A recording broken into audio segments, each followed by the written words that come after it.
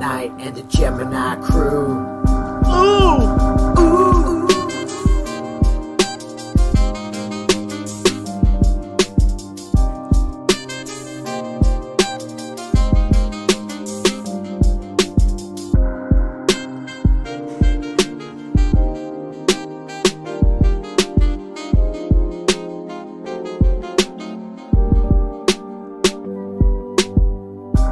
Mike into the night, you're here with Mike in the night.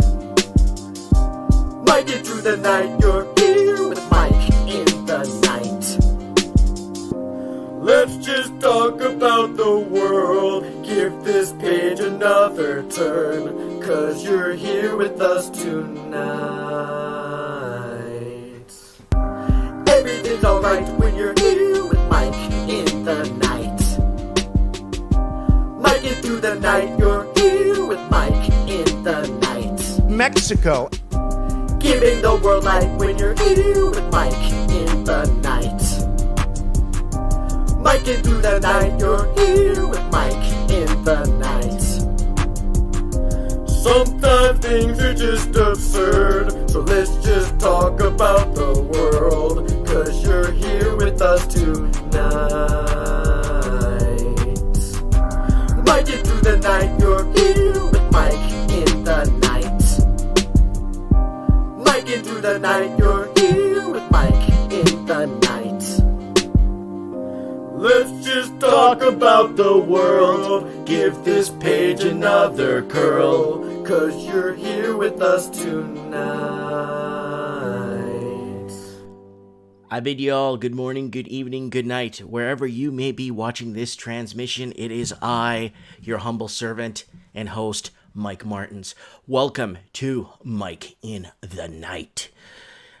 Sit back, relax. Whether you're in your RV, your camper, your condominium, your luxury condo, your house in the woods, or your shed in the mountains, wherever you may be, if you're listening on the boat, or you're in a tractor trailer hauling, sit back, relax, enjoy.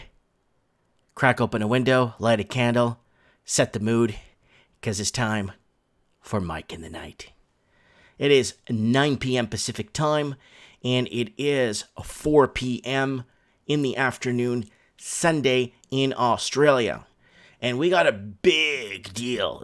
Okay, while the whole planet is focused on Iran and America, let them focus on that, because the Middle East has had turmoil for the last 3,000 years. It's going to be like that.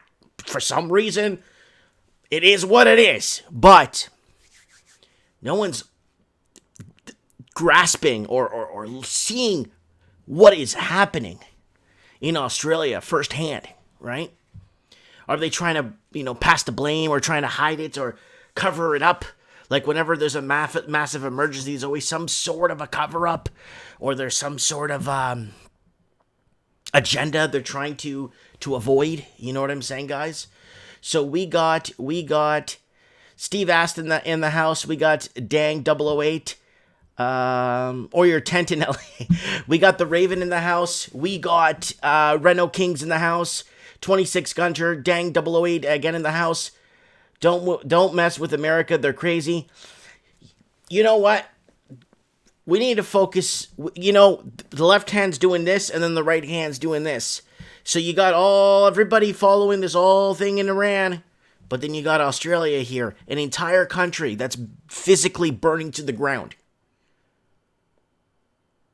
Physically burning to the ground. So let's get, in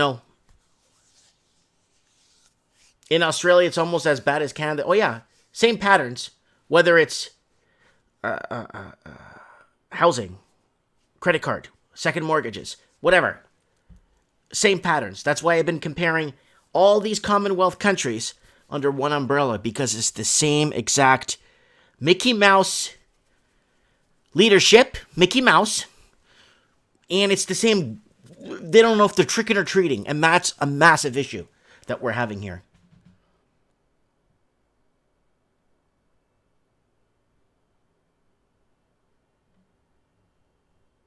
So, yeah, during war times, people do get crazy. And you know what? That's what they want you to, because there's other things happening. You know, Mike in the Night's going to be a little bit different. You're going to have this spotlighted. Everybody on the planet is going to be there, except us. We're going to be looking at something that's really going to affect an entire country, economically, physically, socially, mentally.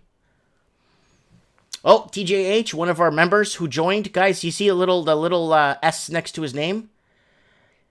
He's Save the Kangaroos and Koalas. Guys, it's actually pretty bad. I got some footage here that was sent to me. The footage is phenomenal. The amount of we're talking about 500 million species wiped out, like koalas, kangaroos. This is not a joke, guys. This is a big deal.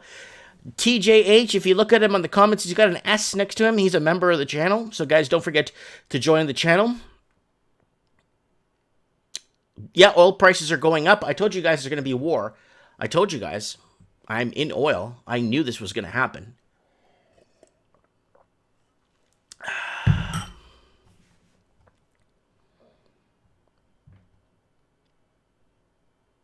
They only estimated 2,000 koalas left in all of Australia. Yep. That is scary, guys. All right, let's get into a bit of... Holy crap, all these windows. Ooh, where's that channel? Channel News, where art thou, Channel News? Okay, let's go into real quick into some channel news here. Mike in the Night last week, Economic Fog. We had Maneko64 on there. If you haven't seen it, check it out. We got Mike in the Night Christmas special, Mike in the Night World Unrest, Mike in the Night 2020 predictions. And we got trends in the housing market. Catch up with trends in the housing market if you haven't seen any of it yet. What else we got here? Ranson lifestyle, Australian civil unrest, Australian water goes corporate. So, guys, I know you guys... I don't know if you guys seen this video. It doesn't have many views on it. Heck, nobody even sees... My stuff doesn't get many views anyways. But... Australia, if you see here, has been actually corporating its own water and selling its water to... Australia's been selling its water off to corporations, basically, and corporatize the people's money is what happened. So I just kind of wanted to throw that out there because that's actually a big deal. Now they need the water to put up the fires, but they sold it. They sold out. And it's all these corporations. Who is the governance to allow... Hey, we're here right here. Water restrictions for you and endless supply for them. How foreign corporate giant is snapping up 89 billion liters of Australia's H2O as the country suffers in the worst drought ever. Are you serious? Happy New Year, Brother John. Brother John in the house. Layla in the house. Ting Nim in the house. Lulu Yanu. How to combat bioweapons. Burn it off. How does Canada elect their prime minister? Same thing like you guys. Exactly like you guys in Australia do. We get basically parties going out and representatives for every province, and it basically builds up from there. Is this live? People talking about real stuff? Yeah, we're live, Toby. We're here. Woo! Says Rob in the comments. So here it is. Water restrictions for you and endless supply for them. How foreign corporate giant is snapping up 89 billion liters of Australia's water as the country suffers its worst drought ever. I could say that all night. And some people will be like, oh, this is good stuff, isn't it? No, this is bad. They're selling not only your country, but they're selling resources that could put out these damn fires. Okay, so here we go. I don't think we need governance anymore. I think we need elected body in a way where they don't govern us, but they can make sure the streets are clean. They make sure the garbage gets picked up, what we pay for. They make sure the hospitals are running good, and that's it. Heck, I don't even want a government to go out and have meetings with other governments because they just ruin everything. Okay, so that's that. So I kind of wanted to throw that out there. Strata Insurance jumps $250,000. Housing melt up in Canada and Australia. Canada and Australia right now are experiencing I don't care if it's art. I don't care what you think it's art my channel is. here. A housing melt up Right now, they're basically prices are going up, but the economy doesn't support the situation right now. And apartment rental ripoff and housing crash, proof is in the gold. Watch that one, guys. It's good. Morning coffee with Mike. Can't read market talk. Some old stuff here. Starting a business from scratch. Living the dream. So if you guys are bored, get over to the channel and check up on it. Guys, I want to thank my 2 new Patreon supporters for coming on. Abafield, I'm not sure if he's here. Thank you for coming on and being part. I got a couple of others here for joining the last... I think it was Solid Extra. I can't remember who it was. But you're in there. I messaged you. Thank you. Guys, if you're bored, I mean, seriously, if you're bored, check out my shop. I got some cool stuff here for the Mike in the Night mugs, and it's not expensive. So if you're gonna buy something already, like if you need a beach towel or a pillow, or if you need a nice T-shirt or something, just buy one from Mike in the Night. Buy a nice hoodie. We already have them here. Subscribe star. And don't forget to hit me up on PayPal if you want to send me a tip. Tip jars up at the top here. You can find all the links up here. All right, guys. Sorry, I got to plug the channel. It's just part of running. You know, I got to, channel's not to. Yeah, nice leggings for the ladies there. I know. The colors are nice. TJH with the BC Lions logo there. Thank you so much for joining the channel. Guys, very easy to join the channel. Somebody emailed me, says, I want to join your channel. What do I do? Go to my channel, click join, and there you go. Get a subscription, get a little thing beside your name, and you got custom emojis to use in live chat and all kinds of cool stuff. So, let me see if I could add him an emoji here.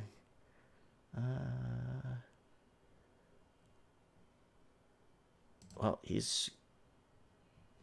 Okay, so let's do this here, guys. Okay, so you saw that channel news. I'll plug it in the next hour, but we got lots going on. While the whole world is looking at Iran, and the Middle East is always in some sort of turmoil for the last 2,000 years before the time of Jesus. Okay?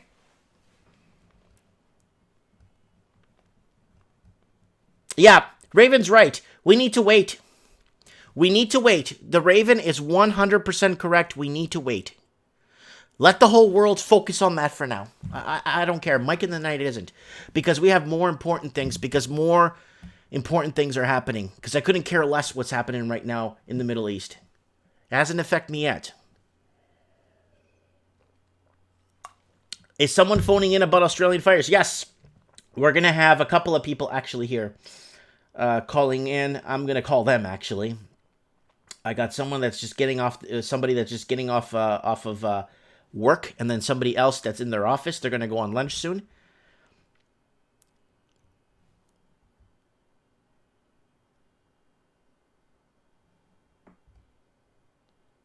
So we have Too Fat to Fish in the house. I'm not sure. Who is that? Did you change your name, Too Fat to Fish? I'm not sure who that is. All right. So we got the Raven in the house. We got Reno King's brother John. Will they be calling the hall? Oh yeah, people are calling. People are going to be calling. Let's go over some news, international news, real quick. There's the fire map there in Australia. Let's go really quick. No more threats. Trump warns Iran 52 targets will be hit fast and hard. Nobody cares. Adults oppose marijuana legalization. CFR president says there will be the world will be the battlefield after Iran escalation. So it's all we're seeing here. Iran. What's this here? Colin Kaepernick. I don't even know who the hell that is. Nobody cares. Alassandar McLeod's gold outlook for 2020.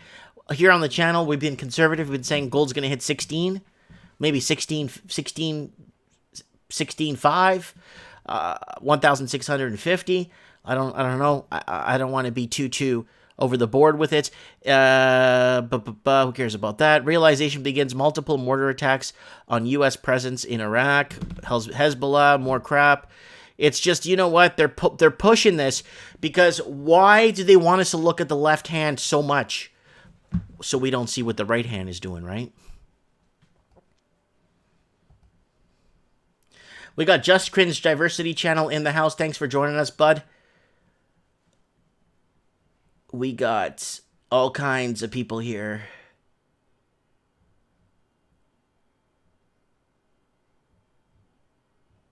Okay. And yeah, Jordan Retro, you got it, buddy. Fear porn. That's all it is. So just look to your left, you'll see what's happening in Iran. Look to your right, you'll see everything in the Middle East. But not here. We got important things to take care of here. So here it is, guys. Here's the map of Australia. There it is, guys. These are the maps that are in.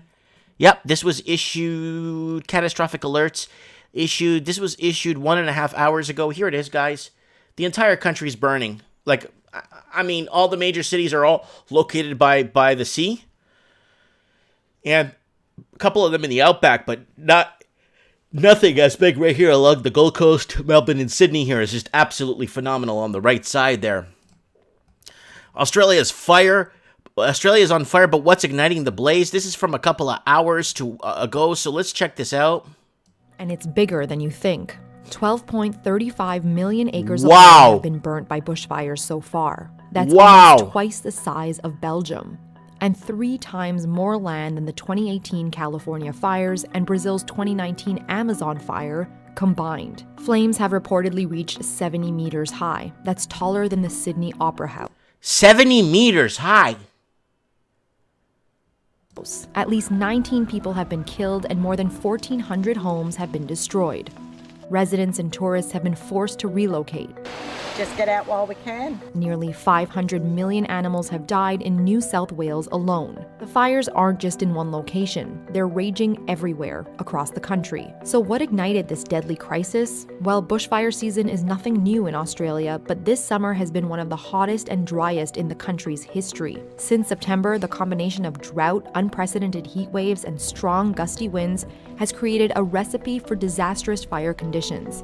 On top of that, the smoke from bushfires generates its own weather, sparking thunderstorms with lightning and strong winds, which create even more wildfires. Scientists have been predicting such extreme weather for years, warning that bushfires will become even more frequent as climate change worsens. Although the weather has cooled slightly in parts of Australia, authorities say with months of summer left, the worst is yet to come. Well, this lady that was reading this was actually right on this because this the Australian fire season, okay, actually, believe it or not, started 6 weeks earlier than usual, right? And firenadoes, they're like tornadoes. Yeah, they're real. A lot of people are saying global warming. No, it's not global warming, guys. Like, the globe, it's summer in Australia now. It is warm there in Australia, right? What's happened is... okay, let's go over here. Where was it? It was on my channel where people were discussing in Australia exactly what the problem is. They were discussing how a lot of it has to do with those Greenpeace guys or the green guys or these that don't want to do controlled fires. They don't do controlled fires every year. Usually here in where I live, we do controlled fires. They start fires on purpose and they burn all the old brush, the old trees, the old wood. They let it burn so they could come back. So you don't get fires for a couple of years. We had three years ago here, we had massive fires. It was a thick soup. You couldn't drive on the highway. You couldn't see 3 feet ahead of you. It was an absolute disaster. Now we got some seriousness happening because they haven't had any controlled fires in Australia for years because the Greenpeace people are against it. Now look what's happened. So this is actually a phenomenal deal. While the whole world watches the Middle East that's been under turmoil for the last 3,000 years, we need to focus on Mike in the Night on what's really hitting our doorstep here.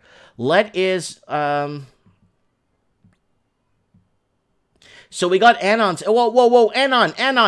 Are you on Skype? Can you message me right now, Anon? I know you are in Australia. Can you call us here on Skype?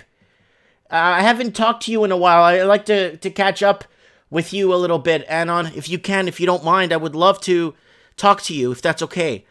He's from Australia, and he's talked on our channel many times. Maybe he could tell us about the geoengineering spraying and what's been going on, what they've been spraying on this stuff. You know what I'm saying? Because this This is a big deal. So, okay, let's get somebody on the phone here. Let's first get Stephen Thomas in Melbourne, Australia, who is waiting for our call.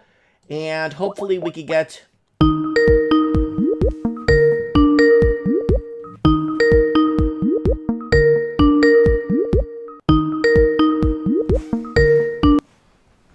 Hello, Mike. Stephen here. Stevie Thomas, how are you, brother? Tell me you're doing okay.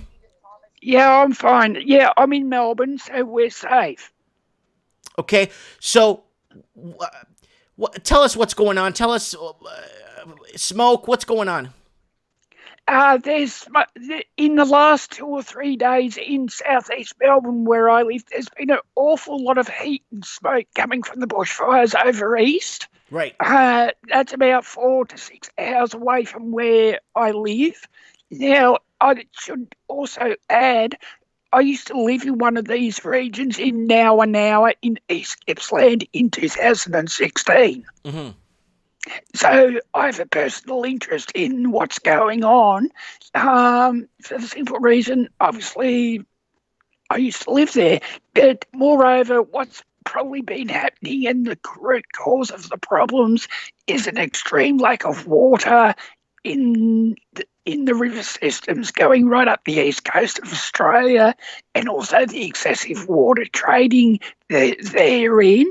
So what that basically means is those who can pay for it get the water and everyone else suffers. Right. I did a video, I don't know if you saw it last week, how Sydney's burning while its water goes corporate. Yes, correct. Well, that's also the same down here in Melbourne. In fact, it's a little bit different down here because we have a desalination plant in Wonthaggi that's remaining idle. Mm-hmm. So the desalination plant's not even working? It's working, but no one's using it at government level. Okay. And yet we're paying for it. Okay. So you do have access to generate seawater into fresh water if you had to. Correct. So if we needed to get more water, we've got the infrastructure here, but you've actually got to turn on the water plant to make it work. Can't you just go, somebody walk in there, open the gate, open the door, turn on the button and walk out? Well, yes, but come on, we're talking about politicians here who don't have a common sense mind frame. Yeah, I understand that, Steve. I understand that, buddy. Okay, now my question is, so you're seeing smoke billowing. What is the news? Is the news keeping everybody calm there, or? At the moment, yes, we had rain in Melbourne today, so it cleared the air, so it's calm at the moment. There's no problems in that sense, but people just want leadership, however you describe it. Yeah, because everyone's complaining about. Okay, correct me if I'm wrong. Do you guys do controlled burns there? Like here where I live in the Rockies, we do controlled burns to prevent this brush from burning. Correct. And it's been done for a long, long time in the Aboriginal world because that's how they survive, because a lot of the blue gums have actually fuel which is flammable in the leaves of the trees. Mm-hmm. So when you burn it, it creates fire. Okay. Are you, I see a lot of infrastructure getting damaged. I mean, with the country pretty much broke, we know financially the country is pretty much moving towards negative interest rates. How are they going to, yeah. I mean, how are they going to fix all this? Realistically. Very good question. Don't know. Are we going to see Australia fall into a second and a third world country if there's no immediate action taken? Well, that's the danger at the moment, because it's just becoming too big to handle, because certain pockets will do certain things which are uncoordinated from everyone else. You need a national response to this. Isn't there, I know Canada sent out several hundred firefighters yesterday. Yes. I know some firefighters left from California there this morning. Yeah. So we're getting a lot of foreign, I guess, experienced firefighters. I know that Australia pretty much called up all their volunteers and all their reserves, and apparently the military got called in too.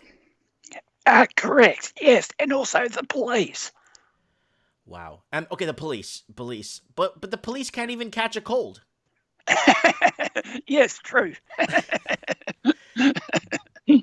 Okay, hold on. We got a comment here from Dale Cunningham. Mike, we had towns with out of power and towns were running out of fuel and people were freaking out, looting from shops, etc. No one could pay for anything without the banking system. Yes, I did cover that on my channel 3 days ago, where it's called civil unrest in Australia. I don't know if you saw that, Steve, but I did cover the civil unrest in some certain areas on the backed up highways.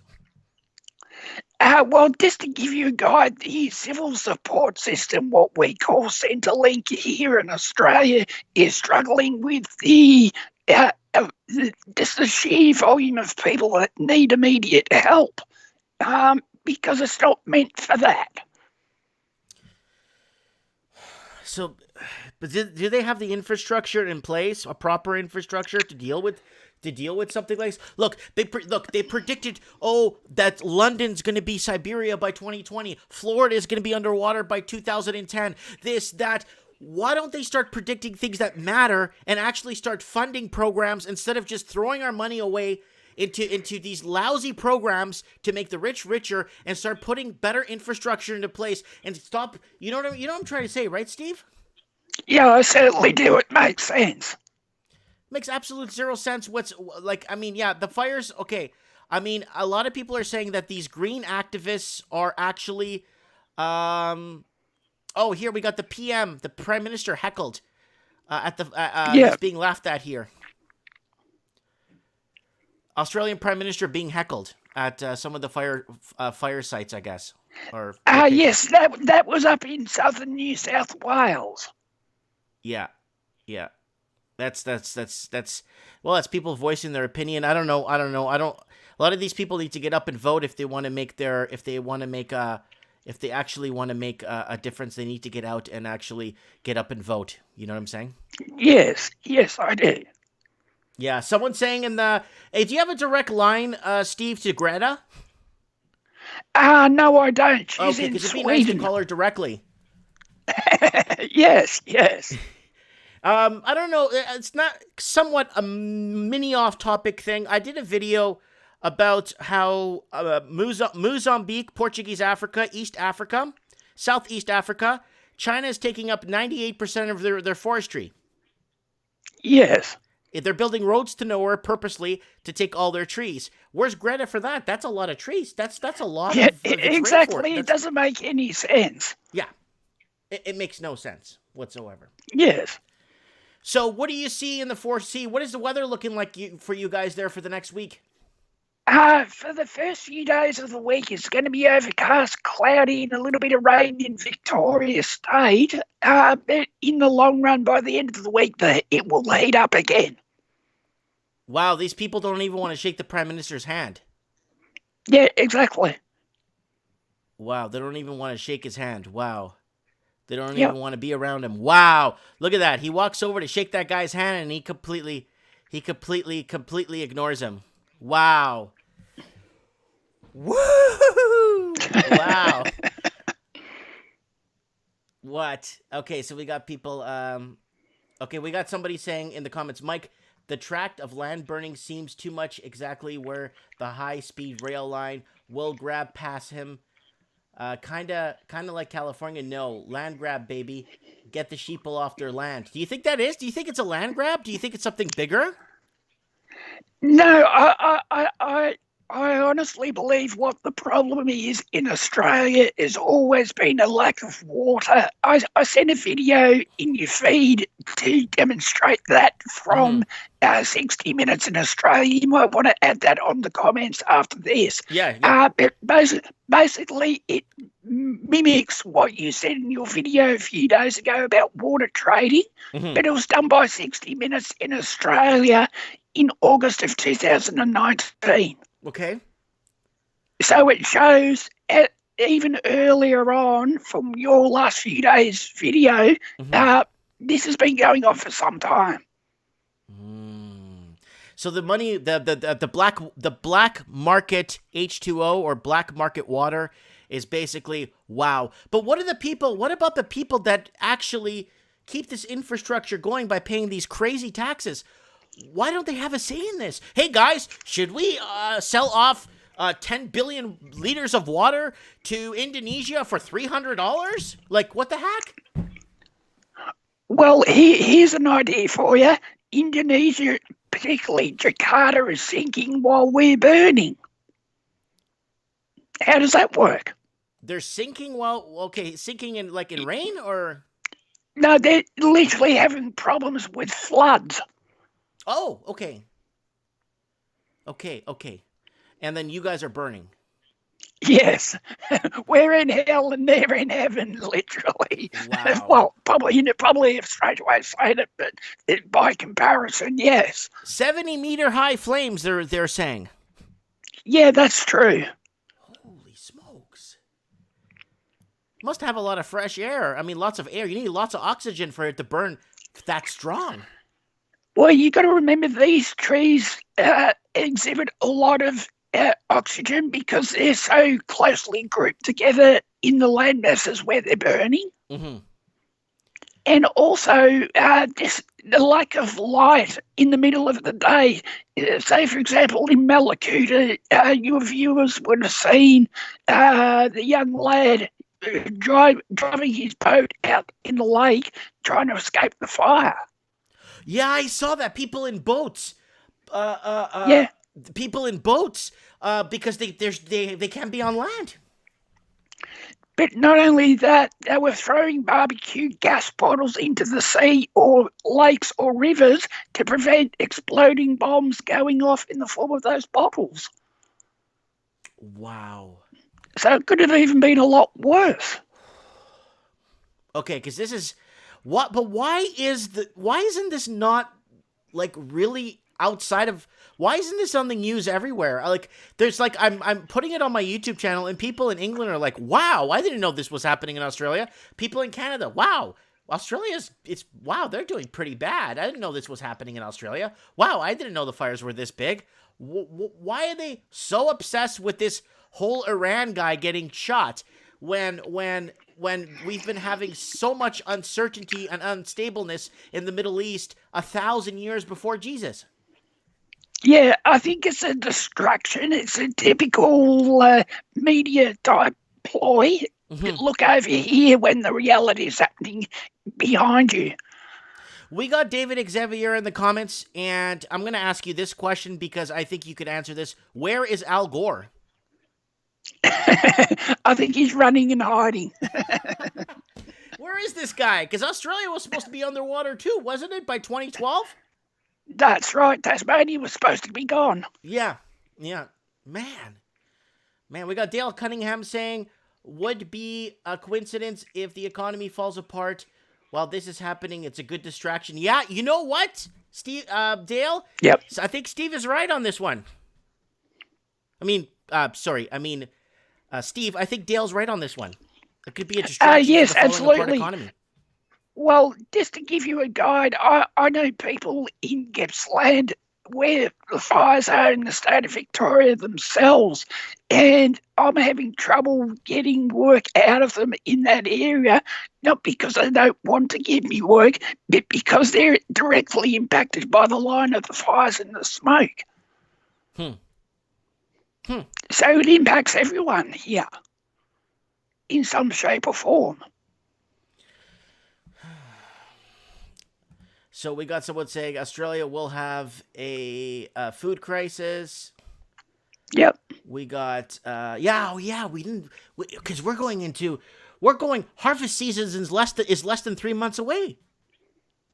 That's right. But also you got to remember our summer is only just begun about 6 weeks ago. Right. But these fires have started 6 weeks too early. That's right. So that's effectively 12 weeks of problems. Oh wow. This is a big deal. This is actually a very, very, very big deal. Yep. This is a huge deal. What are we looking at? What are we looking at in the 100 billion mark? I mean, we're looking at a lot of damage here.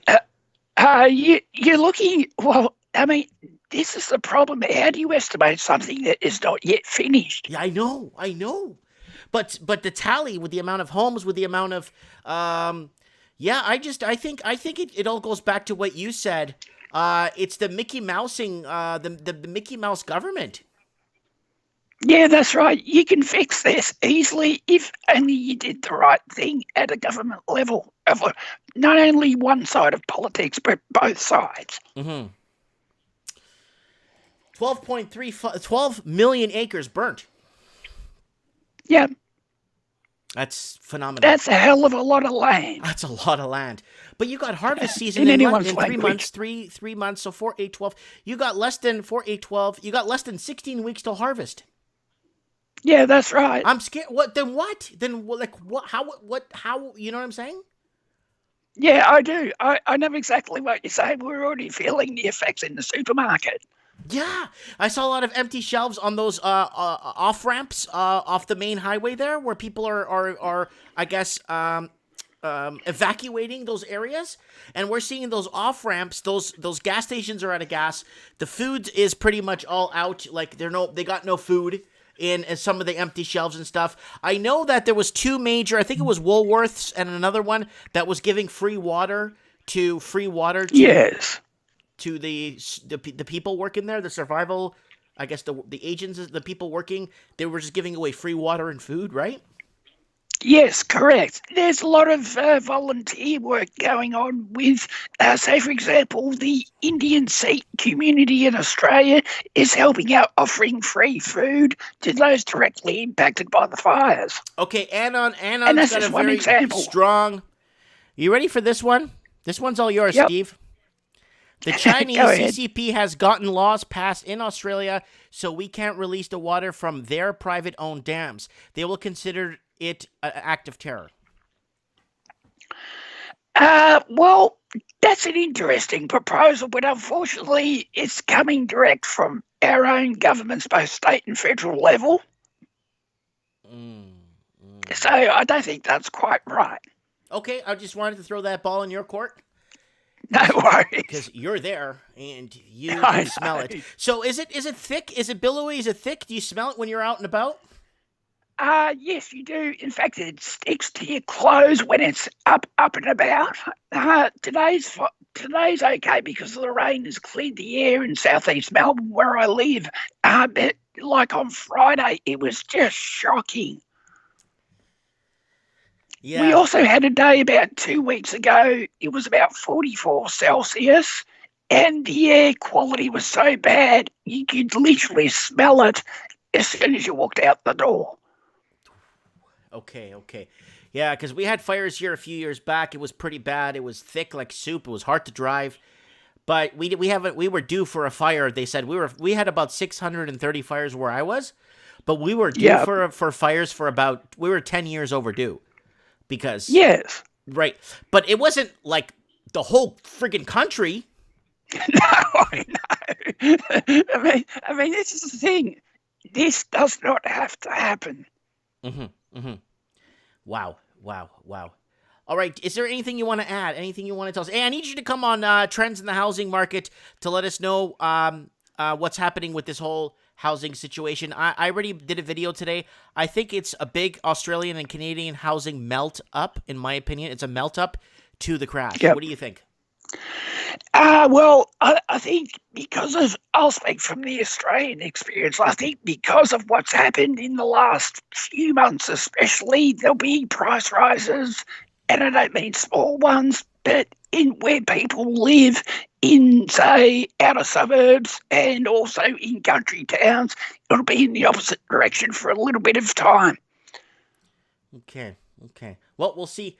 Anyways, Mr. Stephen Thomas, thank you. I appreciate you very much for coming on from Melbourne, Australia, to give us an update on what is happening there. Please keep us on the pulse and keep us updated, okay? I certainly will, and thank you for having me. Thank you. God bless. No worries. Okay. Bye-bye. Bye. Right. That is our friend Stephen Thomas on the ground in Melbourne, Australia. That has been giving us a little bit of insight on what is happening. It is pretty bad, guys. I'm not trying to gloom and doom. I understand the whole planet is watching what's happening in Iran. You know what I say? I don't care. You know why? Because the Middle East has been under... There's been a disturbance in the Middle East 1,000, maybe 2,000 years before Jesus. So, yeah, there's something else going on. You know what I'm saying? And here on Mike in the Night, we're going to find out. Okay, we got Divine Rose saying our forests need to be managed better with fire breaks kept up on controlled burns. I keep talking about controlled burns. I made a video a week ago about controlled burns, and a lot of people replied. You know what they told me? They told me, hey, you know what, Mike? A lot of the Green Party or these green activists are against these controlled burns. And look what's happened.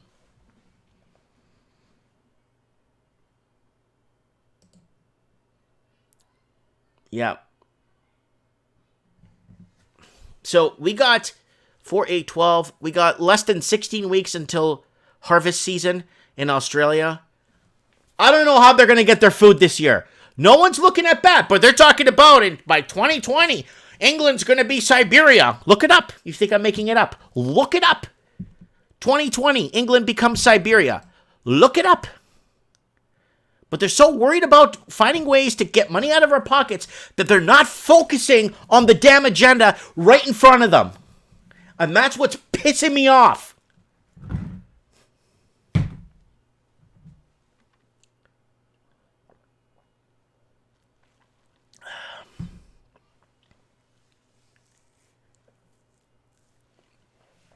Someone's telling me I'm on Greta's list.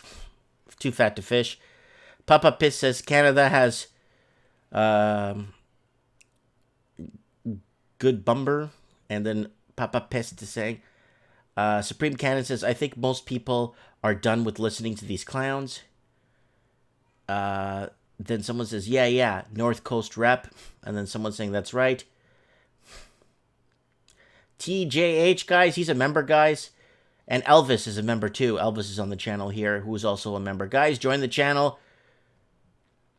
Mike Martin's government departments here got sued when some hazard reduction bums went wrong, and then now they're very reluctant to them.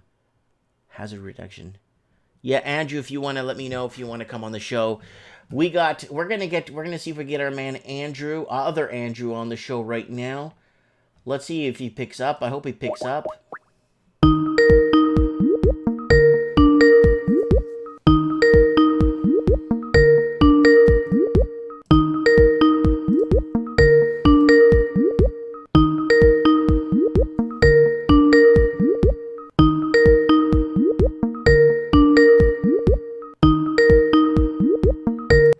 Well, he ain't picking up. We'll get him back in a bit. Let's see if we could get... I may be able to get him on Facebook.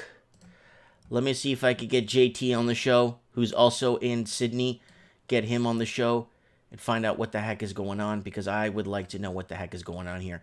Where is he? He messages me every hour. All right, let's see if he picks up.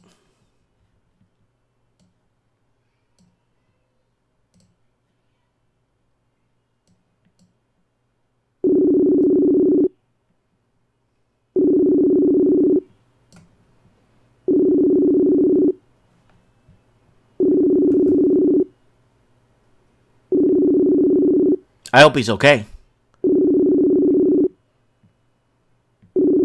He basically told me that he had a fire right around the block from his house. Like literally around the corner, and they put pylons up so he couldn't get it, like he couldn't go down one street. And that was a couple of hours ago. I hope he's okay, because he says he could feel the heat from the fire. When he messaged me earlier, he sent me some video here. I'm gonna play it for you guys here in the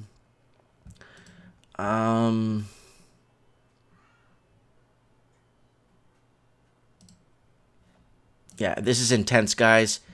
500 million animals potentially killed in Australian wildfires. Man, this is intense, guys. And what they were doing with that koala, oh my god, it broke my heart. Oh yeah, guys, you know what? Guys, if you need to message me, like I always usually 99.999% message back. Guys, go on to my Facebook page. Just add me on Facebook if you want to message me. It's just Mike Martins. My channel there's a lot of fake ones. 117,000 people following it. 117,000, not 117. That's the real channel. There's a fake one on there if you guys want to message me. So I got a lot of messages in here from Australia on what's been happening. So we're going to take a look at that in a sec. Somebody just woke up. Maybe he's evacuated. Yeah, maybe. Mike, I'm checking that stop going to college. The way to learn the new way, right? Mike, I'm checking that stop going to college. Stop going to college. Yeah, the way to learn is new way, right? I'm not sure what Romeo's asking me. Anon, this is sadism. And then we got Anna saying, I'm 50 kilometers north. Okay, Anna, add me on Skype. Mike Martins 1980. Now, Anna, come on the show, please. I need you to tell us what is going on. Please, Anna, call me. Please, add me on Skype, Anna. Anna K, please. And give us a call and tell us what's going on in your neck of the woods there in Australia. Guys, if you're in Australia, add me on Skype. I got a few more people already on my list to call, but I'd like to hear some fresh voices here from Australia. We got Stephen Thomas earlier in the first hour, and he was giving us a really, here we go, California firefighters.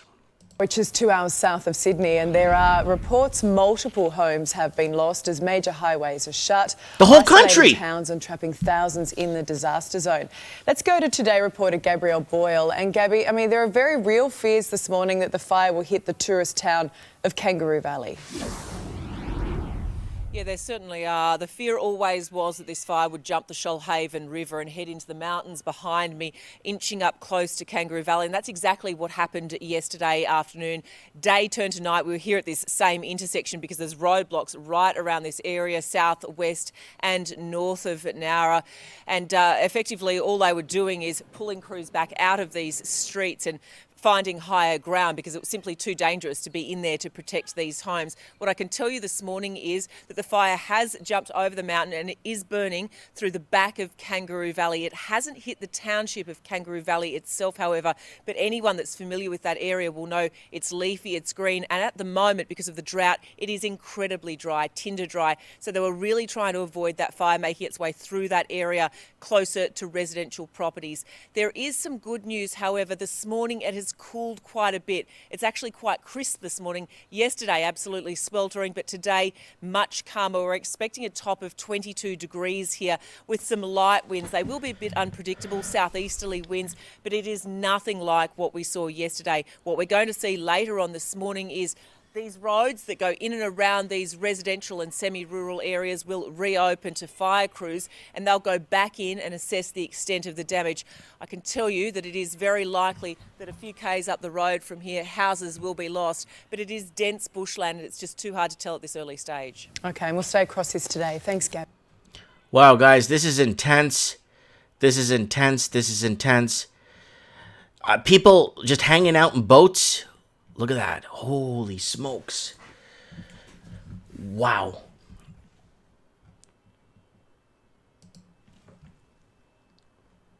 In Batemans Bay, power has been cut to more than 30,000 homes, with fire crews fearing the worst. Okay, we got someone that has lived through bushfires all her life. Where's this talking coming from? And Lara, evacuation centres are overflowing there.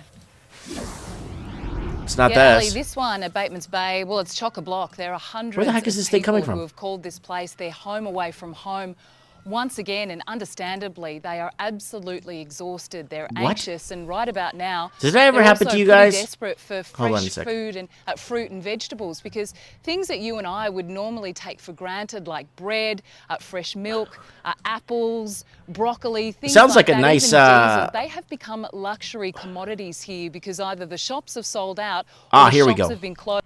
All right, let's get Aniki in the house.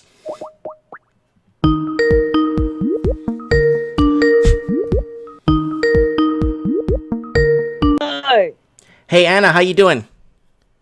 I'm good. I'm good. How are you going? I'm doing fantastic. Thanks It's for all joining very the show. exciting, and Okay, so I'm you've been so through these happy. fires before. Give us an Oh example. yeah, I went through the '94 bushfires in Bateman's Bay, and I've had the bushfires in Murra that burned half my property. So I've also lived in the Adelaide Hills, which went up in smoke every 2 years. Wow.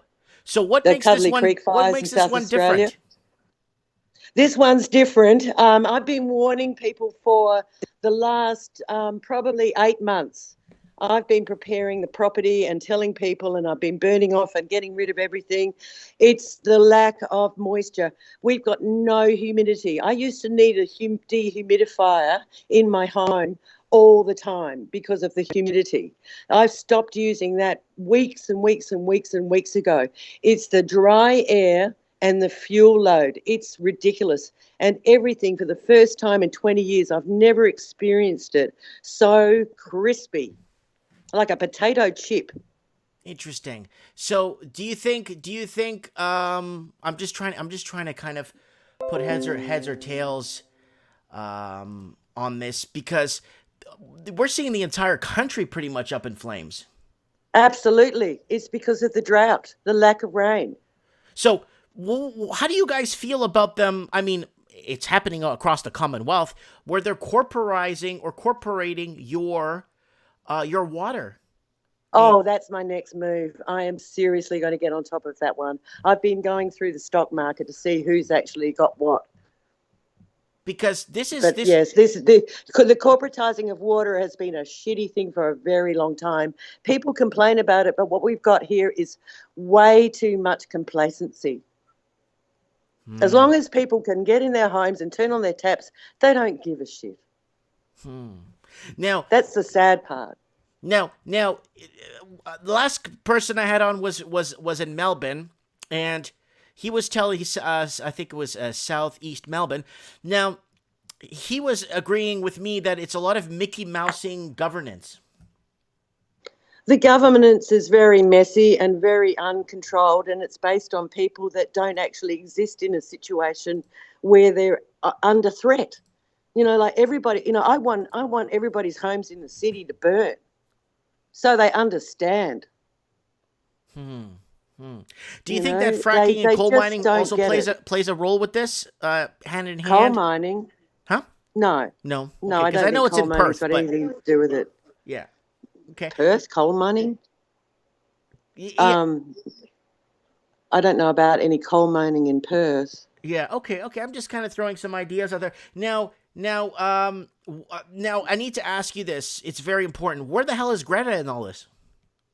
That's an Mexico. interesting one. I think Greta's kind of lost. Like she's probably counting up her where is she going to run? Like she's probably seeing it as the apocalyptic beginning of it all. Mm-hmm. Mm-hmm. Corporatizing people, another country's water is absolutely the biggest sellout. You guys sold out your real estate to the highest bidders. You guys sold out pretty much your kids and grandkids' futures, because there's no heckin' away and chance they could get into the housing market unless they become a real estate agent or become the prime minister. And it's really sad what's happening now. I asked this to Stephen Thomas, who was on the show earlier. What are you going to do in 16 weeks when harvest season is due? Like, how's the country going to eat? That's my big wonder, because I've been listening to the drought situation throughout the sort of regional New South Wales, and farmers have been going on to radio programs and sort of proclaiming that it's going to be really serious. And I'm personally, people that I know, we're trying to grow our own food. I'm learning to catch fish. Okay. All right. That's good. I mean, fundamentally, very likely what will happen is that anywhere there is free food there's going to be an enormous amount of theft. I think theft is going to, I'm going to keep an eye on domestic violence and theft. You think you're going to start seeing more civil unrest? Because I know off the truck stops there, off those backed up highways. There's a lot of places with empty shelves and people walking out with food that don't have money. Do you see it becoming escalating if these fires keep going like this? Yeah. Oh, absolutely. Absolutely. And but we did have all the trucks and farmers do a great big protest all around Canberra over the drought situation. So we've had some protests going on. It's just that they're not getting the airtime like the vegans gluing themselves to the roads. Mm-hmm. You know, like the media is. I hold them accountable as well. Hey, did you see our Mickey Mouse leader? No one's shaking his hand when he was at one of the Oh fires? yeah, they're. I got to say, those guys down south. I've got friends that said, oh, they know these people. They're terrible ferals. They're useless. I mean, really, why aren't they on the front line? Seriously, running around looking like dickheads with their dogs. Yeah. In the showground, like they're sadly they're our feral wankers. Yeah. Yeah. I don't take that seriously. I'm very, very, very disappointed. Like, especially, like, we need less governance. Why doesn't the government govern these things of importance? Infrastructure, schooling, stuff like that. Govern that. Stop governing us. Stop deregulating, governing our banks. Stop creating first-time home buyers loans. Stop ruining everything for everybody. I'm 100% on board with everything that you say in and around government. The big problem in Australia is that we've got this rolling rotate every 3 years, and they're on the gravy train, and they're just basically holding it up so they can have their lovely, lovely power run. And it's one just tips it into the other and it tips it into the other. Seriously, there's no accountability. They should be lined up and shot, half of them. Really sad. What's really awful is that none of them have any common sense or experience, or they've never run a business. They've never run, they couldn't run a chook raffle. So they don't even know if they're tricking or treating. No, and there's a few nice ones out there, and in sort of, because we're all kind of community based. You have municipalities, we have councils, and then they basically operate inside the political parties, and then we've got the next level up, which is the state government, and then we've got the next level up, which is the federal government, and the whole little kind of chains just are all just looking the other way when it comes to doing something practical. I mean, our local council spends more money, time and effort giving free movies to kids in the park. Mm-hmm. Mm-hmm. And they're finding, instead of, I get that too. In other parts of here in Canada, we get the same thing. Yeah, they've become event managers, and that's really what I see is they're all event managers. So after a while, when the shit hits the fan, that's the one event they need to manage, and they blow it. Yeah, no, I totally get where you're coming from on this. This is pretty. I'm just very disappointed. They're always preaching about the end of the world and taking our money for things and preparing and blah blah blah, and then something hits the fan, and guess what? They're not prepared. Well, yeah, you know what? We have had bushfires for a long time. We've had natural disasters, and the one thing I can safely say about Australians, which I will, if I don't end up, crispy and up in smoke myself, I'll be offering a room. I will be doing everything I can to help my next person. And this is what happens. We are really, really great at helping each other out when times are tough. We are excellent at that. The government rely on that. How many miles are you from the nearest fire? At the moment, I'm 32 kilometres. I don't know miles. Oh, Christ, that's like 20 miles. It's not. Yeah, it's not. It's under control at the moment, but I'm surrounded. I've got Murra at my rear. I've got Mungamara National Park in front of me. I've got Barara Valley National Park on the left of me, and I'm literally surrounded by bush. I've been in a fire here before, but not like this. This is going to be horrendous if it goes up. Absolutely horrendous. But my next one is what's called the Gosford fire up in up in close to Lithgow, which was actually the fire that blew us up once before, and we've got the Bells Line of Road fires, and we've got the Gross Valley fire. Now they are just humming along. They're just humming along, waiting. They're just waiting. They've already created a lot of havoc on what's called the Bells Line of Road, and Bilpins, backwards and forwards. And what's been happening with these particular fires, which is out of the ordinary, is that it takes, you miss it on the first pass and it turns around and comes at you in the second time. But this is very unusual for a fire to sort of double back on itself and get a house. It's very interesting that you actually how you mentioned that, how it double backs on itself. Are you saying that the fire comes through and then it recomes? Like it turns around and comes back again. In South Australia, in the Cuddly Creek fire, there was a house that was saved in the first pass of the nasty fire, and it literally double backed and took out their house the second pass. And on top of that, and get this, just a bit of general, I talk to a lot of people about fires, but my parents live in that fire zone in South Australia, and just up the road there's a quarry. And New Year's Eve, kids got in the quarry and set off fireworks and set off a fire. Yep. Inside fires. Yep. And it's usually kids playing with fire, right? Teenagers playing with firecrackers. Wow.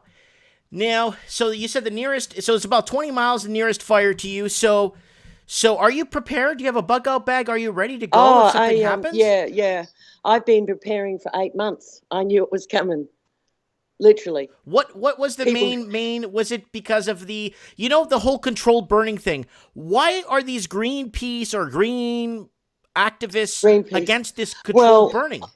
I'm in a bit of trouble because I front a river, and so I'm not allowed to take out any trees at all because of the water runoff. So I'm stuck with my trees. I can't take them out. You could trim them. Most homes can take out trees up to 10 metres away from their home. I can't do that. I've got to think a 3 metre radius. So I'm like just looking at trees. I'm all in trees. But what was your question? I've gotten distracted. Sorry, the question I originally asked. So you got your bug out bag, you're prepared, you got everything ready to go. 8 months.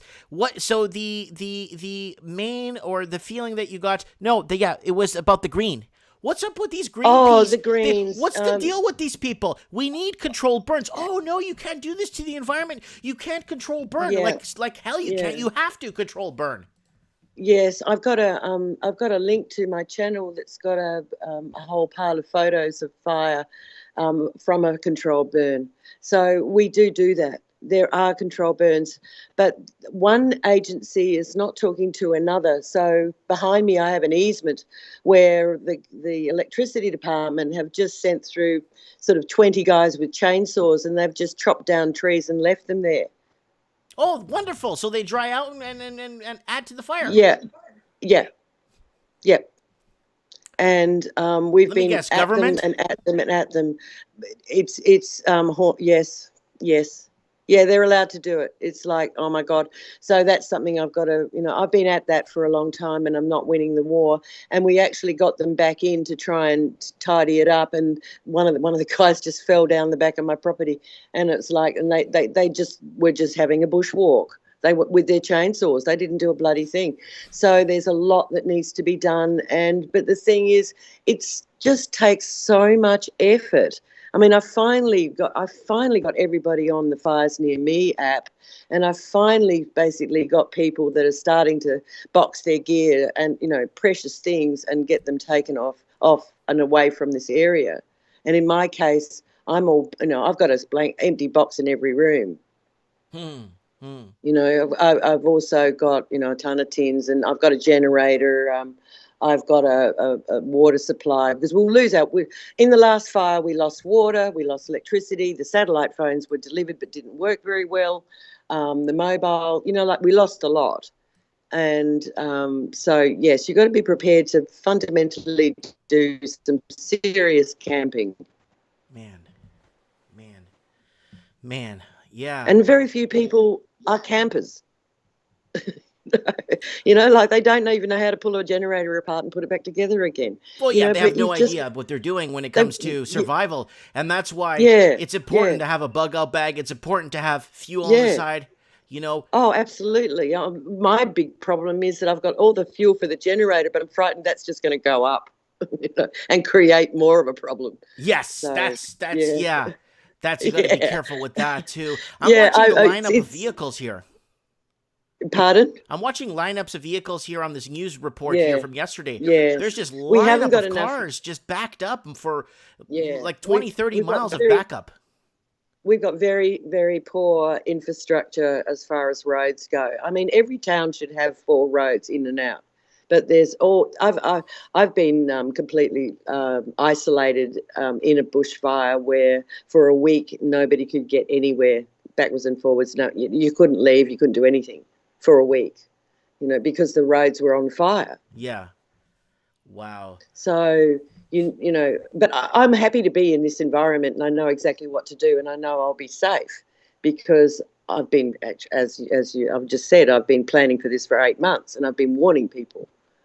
Wow. Do people look at you weird when you warned them back in the day? Oh, they think I'm an alarmist. No, you're not. You're not. While the entire planet is focused on some guy getting killed in Iran, everyone's focused on that. Everybody's focused. No one's focusing on this massive tragedy that's happening to the entire country. They wipe out a whole entire ecosystem. This could wipe out an entire... You know what happens when a country misses a harvest? Oh, it's going to be... We're going to end up with that Chinese crap from Indonesia and Vietnam. Yeah. It's going to be horrible. They're going to have sick people. That'll be the next thing. So the country misses a harvest. No one's looking at that, but everyone's focused on a red flag in Iran. Nobody cares. The Middle East has been uncertain and unstabilized 2,000 years before Jesus. So exactly. Here we go again. That's just so boring. Yeah, it's been going on for 4,000 years. Nobody cares, but everyone's, for some reason, is so focused on that. They love it. It's like, prelude to war. Don't we love it? Yeah, because they don't want they don't want to know what the left hand is doing, what the right hand is doing when the left hand is occupied, right? Yeah, when you've got a distraction, you've got to wonder what else is going on. Yeah. The Australian fires, I mean, granted, that's been distracting. Mm-hmm.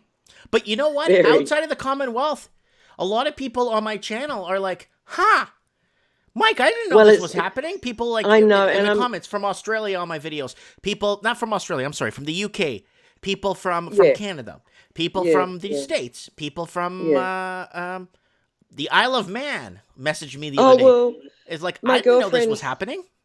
My girlfriend's in Anguilla in the Caribbean, and people are talking to her, asking her about it. And I actually went and had a look across everywhere, and BBC have done it, DW have done it, Al Jazeera is doing it. It is on the news, but it's a snippet.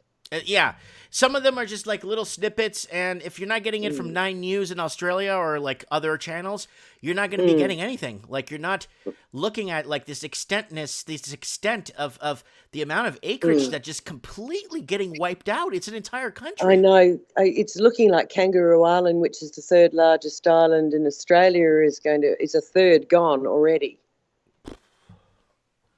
It's a third gone, and it's looking like they're going to lose the rest of it because it's not over. Well, there's rumors, and I've got an email from somebody that used to be on a city council board on the Gold Coast, and he told me that they pulled funding for controlled burns in 2006. Well, it wouldn't help us. Right? It wouldn't have helped us. It's not all the control burns. No, 2006 control burn would not have helped us now. It's the they've drought. Pulled the funding since then, and they've never really put funding back into it, is what I'm saying. Yeah, I know. Well, the New South Wales, I heard the New South Wales, this could be, I'm not I haven't got it verified, but from sources that are chatting away, told me that the New South Wales government pulled a whole pile of RFS firefighters, just didn't fund a whole stack of them, just like they lost a ton of funding in May. I'm yet to follow up on that little piece of information. Yeah, follow but up I'm on that and thinking, find out, because you know what, Yeah. people, especially with stamp duty and taxes going up in your neck of the woods, and the price of Oh, yes. breathing is getting more expensive, being alive is more expensive. Why isn't this being? I'm just trying to ask a basic. You know what I'm saying? Like, It's crazy. It's just crazy. They're too busy putting on fireworks, yeah, you know? They're too busy making sure consumerism survives. yeah.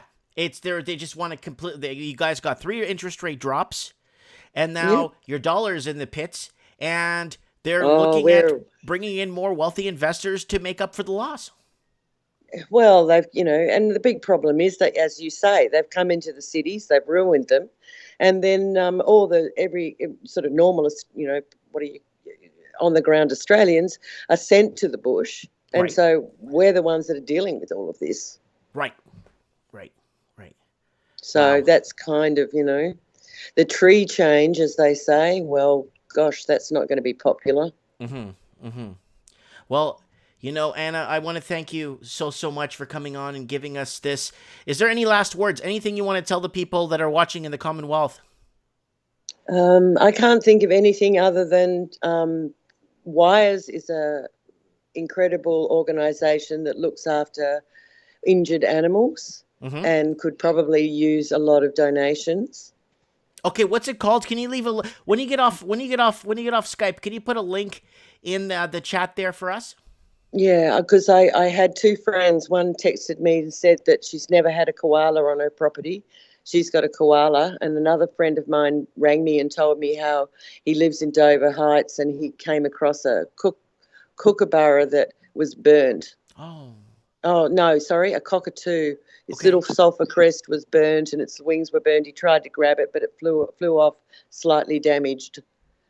So yeah, I feel for our native wildlife. So well, I got Wires, some news. I have a feeling, in my opinion of opinions, you're going to go into a referendum and you're going to get a new prime minister soon. Well, we've got to have somebody stand up that's decent.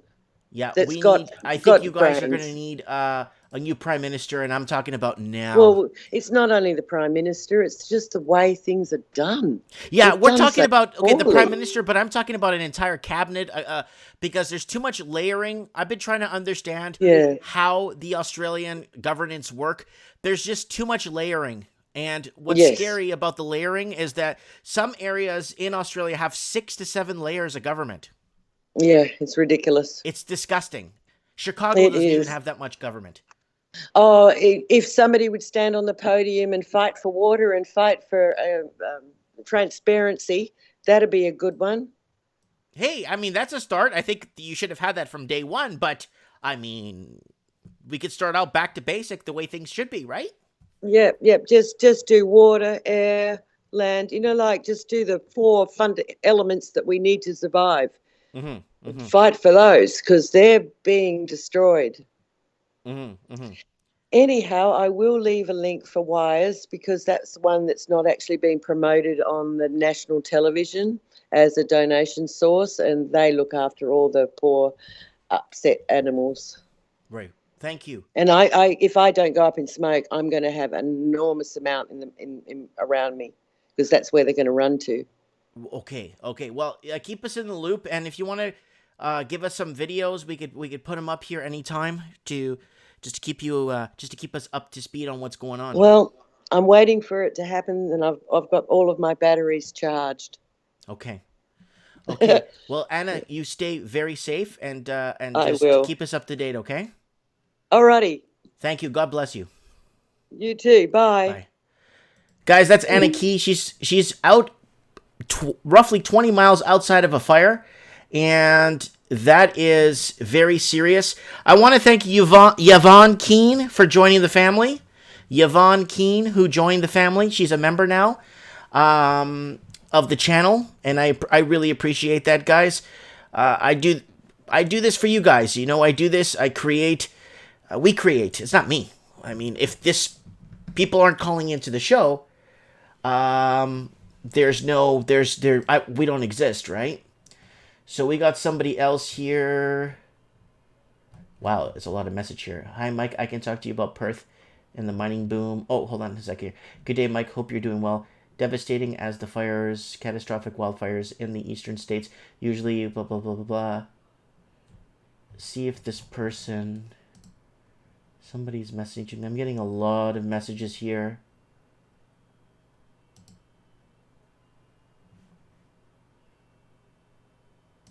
Okay. We got a lot of people here calling in. Let's see if we can get this Steven guy on. I'm not sure who he is, but he did message me about... Hello, Mike. How you going? Good. How are you, my brother? Yeah, not too bad. Not too bad. Thanks. Okay, so what's happening in your neck of the woods? Tell us. Right at the moment, I'm based in Western Australia, so and especially where I am locally currently, there's no wildfires to speak of personally, but I have had previous experiences with wildfires up in the Perth Hills around Chidlow, Parkerville, sorry. Yeah. Mm-hmm. And, that was back in 2013. Are you seeing smoke? Are you smelling anything? Or are you seeing people coming to your area because they're fleeing the east to the west? Is there any exodusing? Because I'm seeing a lot of vehicle movement. Not at this stage, but my sister has rung my family and let me know based in Perth, the food supplies for vegetables is starting to wear thin because of a lot of the transport in Australia is based on trucks. So we get a lot of our food brought in from eastern states via transport. So that's a little concerning, but I'm pretty sure we're going to be fine for a while. Same question I asked the last two callers. 16 weeks is harvest season. What's going to happen? Very good question. I'd say for everyone in the eastern states, there'd be a challenge to try and get something put in the ground and grow it in time to be able to put it to sale or put it in the local market. But the next best option would be to import food from elsewhere. Don't tell me China, please. I don't know whether people want to go that route, to be honest. I have no idea. It depends on what people are, how desperate people are, and how affordable it is. Really, when it really comes down to it, I guess it'd be affordability. But in crisis situations, I guess we can try and mitigate that through, I don't know, by other means. But yeah, I'd hope not. But I hope it doesn't have to come to that. I mean, West Australia does have a lot of its own farming communities that we can assist with the eastern states for the time being. Mm-hmm. But I don't know how long that would last. I would hope that it would be able to support the eastern states as much as we possibly can. Now, my other question is, how do you feel about them corporatizing your water? Yeah, that doesn't sound really good to the end user. Us especially, we do have a lot of scheme water. That's pretty expensive because, especially in Western Australia, because there's at least 50%. I think last time my dad told me, like a big percentage of our current scheme water in Western Australia comes from desalination plant in a place called Binningup, which is south-west of Perth. Interesting. And that feeds into a big tank in Harvey, which then gets transported via a pipeline up to the big reservoir in Mundaring called the Mundaring Weir. Okay. I just spoke to Stephen Thomas, my first caller on the show. He basically told me that those desalination plants are not even open. That's, if that is true, that's news to me. Like they're there, are we talking about but they're not the eastern states? Because of all the bureaucracy. If we're talking about the eastern states, I can't say for sure. Okay. But in Western Australia, they're definitely up and running. But in eastern states, that'd be news to me. But that sounds like a what the heck moment. No, it's a political thing. You know that. You know how politics runs. It's so much bureaucracy and red tape. Mm-hmm. Yep. So, okay. So right now, economically, how you guys doing there in Western Australia? Because I know the price of housing is starting to creep up right now in Perth. Is it people fleeing from the eastern states to the west for affordability issues, or what's going on? Because I know housing is going up there. Housing affordability in West Australia, I can say from a friend who was thinking about buying a townhouse in Perth a couple of years ago, but I advised him not to, just as a suggestion, because the price of housing was at the peak at that moment, and then since then it's come down. But now he's spoken to me again and saying that the housing prices have come down since then, but nobody's selling because they weren't going to get the capital gain that they were hoping for. They're going to sell them less for what they bought them for, basically. Pretty much. Yeah. Wow. In most cases, but economically, the mining industry has ticked up a bit. There's a lot of exploration jobs going on, like a lot of new companies coming in and exploring new potential sites, say from gold, iron ore, and or rare earth minerals. Yeah, I know you're a mining expert, so we'll get you on. We'll get you on a show. We'll do one. When we get into rare earth minerals and gold and silver, maybe you could brush up on what's happening in your neck of the woods, and maybe we could have you on a show for that too, because that's important, right? Yeah, sure. Thanks very much for having me on, Mike. Oh yeah, no, for sure. Listen, thanks for coming on. Thanks for giving us your feedback, and we'll have you on again. I really like the way you're explaining things, and I like that a lot. Thanks for taking your time, bud. Any last words? Cheers. Yeah, wildfires in Australia are historically commonplace. In West Australia, there's a lot of plants that actually dependent on fires to sort of what's the word I'm looking for? They basically help germinate the seeds, so right. They rely on the fires to crack open the seed husk to get them going. And in the eastern states, yes, the fires have been really devastating, but their wildfires are less commonplace. But usually a catastrophic wildfire usually comes through every 100 or 100 years or so. But yeah, I really hope for the best for everyone to do the best to prepare and be safe and don't muck around, because their fires are really scary. I managed to get out from one back in 2013 with my family, but thankfully at the last minute the wind changed it and didn't destroy our property, but others were not so lucky. Yeah, I think honestly, I've been in several hurricanes in my lifetime. I've been in massive snowstorms in my lifetime. Honestly, I don't want to be in a fire like what they're experiencing out east in Australia. I think that's one thing I don't want to be in, is a fire, because it's so hurricanes are unpredictable, snowstorms, but you still have to manage a way to survive. But with fires, I mean, I just can't stomach it. You know what I'm saying? No, yeah, you just at least have a go bag ready to go. Just grab it and go, and just drive out of the way of the path of the fire. And our the best you last can caller, hope for. Anna, told me that the fire sometimes double backs. Yes, the wind can change at a moment's notice. Sometimes it's just crazy weather. Like it's some of the news posts I've been seeing there, the weather changes from the fire. It's creating its own weather, which is crazy. Yeah. But the conditions are just that bad that it's facilitating these wildfires the way they are. It's crushing. All right, brother. Okay, Stephen, thank you so much, buddy. I appreciate you coming on the show and making this show good. Thank you, and thanks for having me on, and hope everyone the best and safe Happy New Year. Yep, God bless. So that is Steven.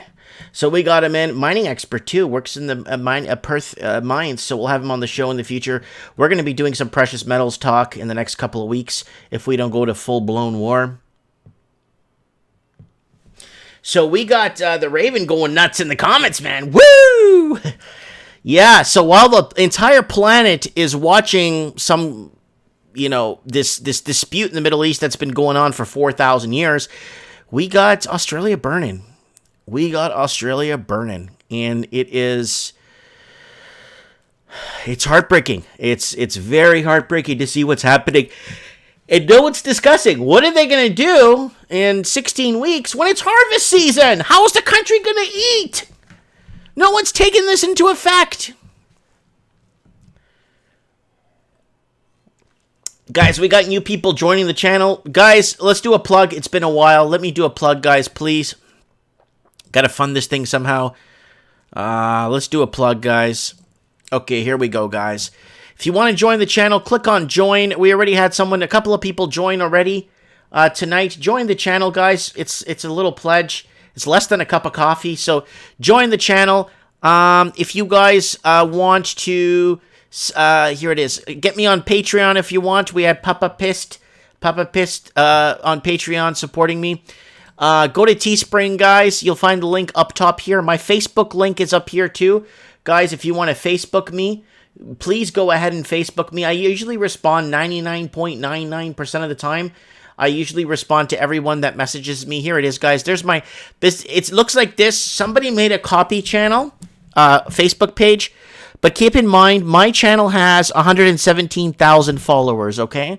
Somebody made a fake channel and uploaded some of my images on there.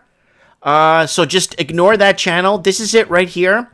117,000 people following. That's the only way you could, because the channel's kind of mirrored. Somebody mirrored this channel. Ginger Snap saying, Mike, those fires are meant to eradicate the farms and farmers also. Yeah, that could be it. Guys, if you want to send me a hit me up on PayPal in the tip jar, subscribe star. Get some nice beach towels, t-shirts. And these t-shirts are nice. I'm going to order in a few samples of... Look at this hoodie. I'm going to order in... This is the pilot episode of Mike in the Night. This is the pilot episode image. And there's the back with the guy in the snow. That's awesome. Mike in the Night, guys. Mike in the Night. Support the cause, guys. Lots of cool stuff here at the shop. The Mike Martin shop. Okay, guys.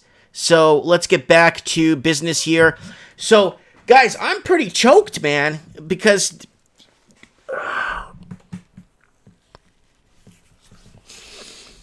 this is not becoming as mainstream as I thought it would be because, when I saw the lack of media outlets picking this up, I said to myself, we need to get this out there. People need to know that there's people burning alive. There's people losing everything. And we're not talking about a portion of the country. We're talking about the country in general is up in flames. Look at this. Look at the whole East Coast right here.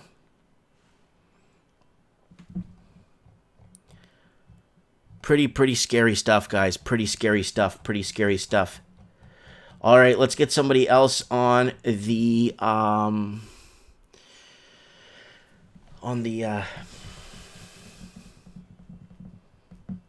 get somebody else on the channel here. See who else we got here. Let's see if we could get Andrew, who's in Sydney right now. I hope he's okay. Let's see if he picks up. Come on, Andrew, pick up.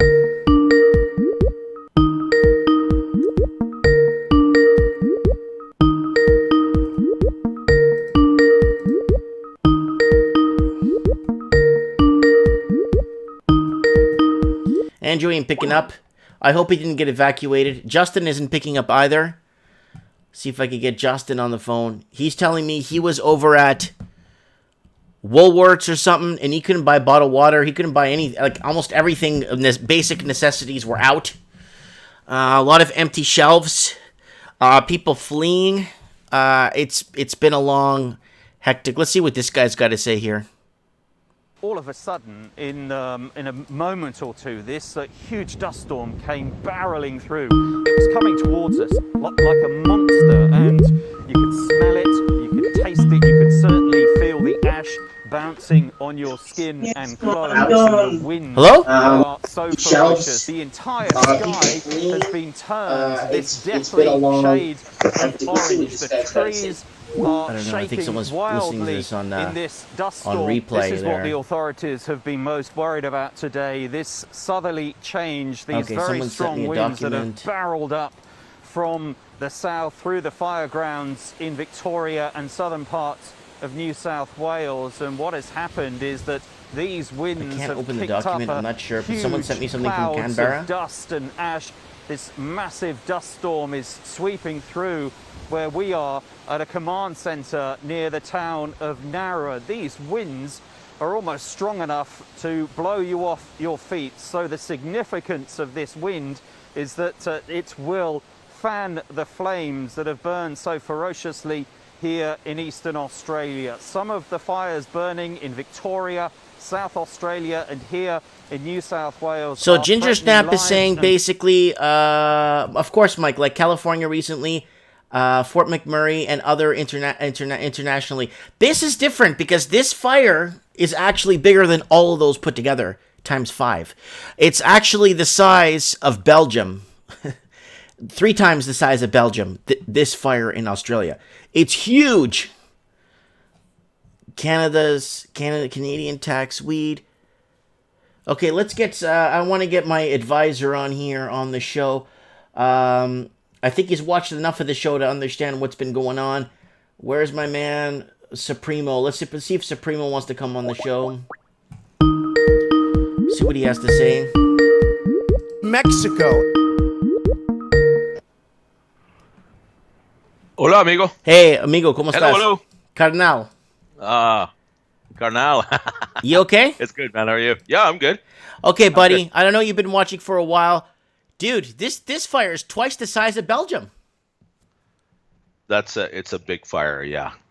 It's not good. It's not good at all, and I'm not going to be one to minimize it in any way.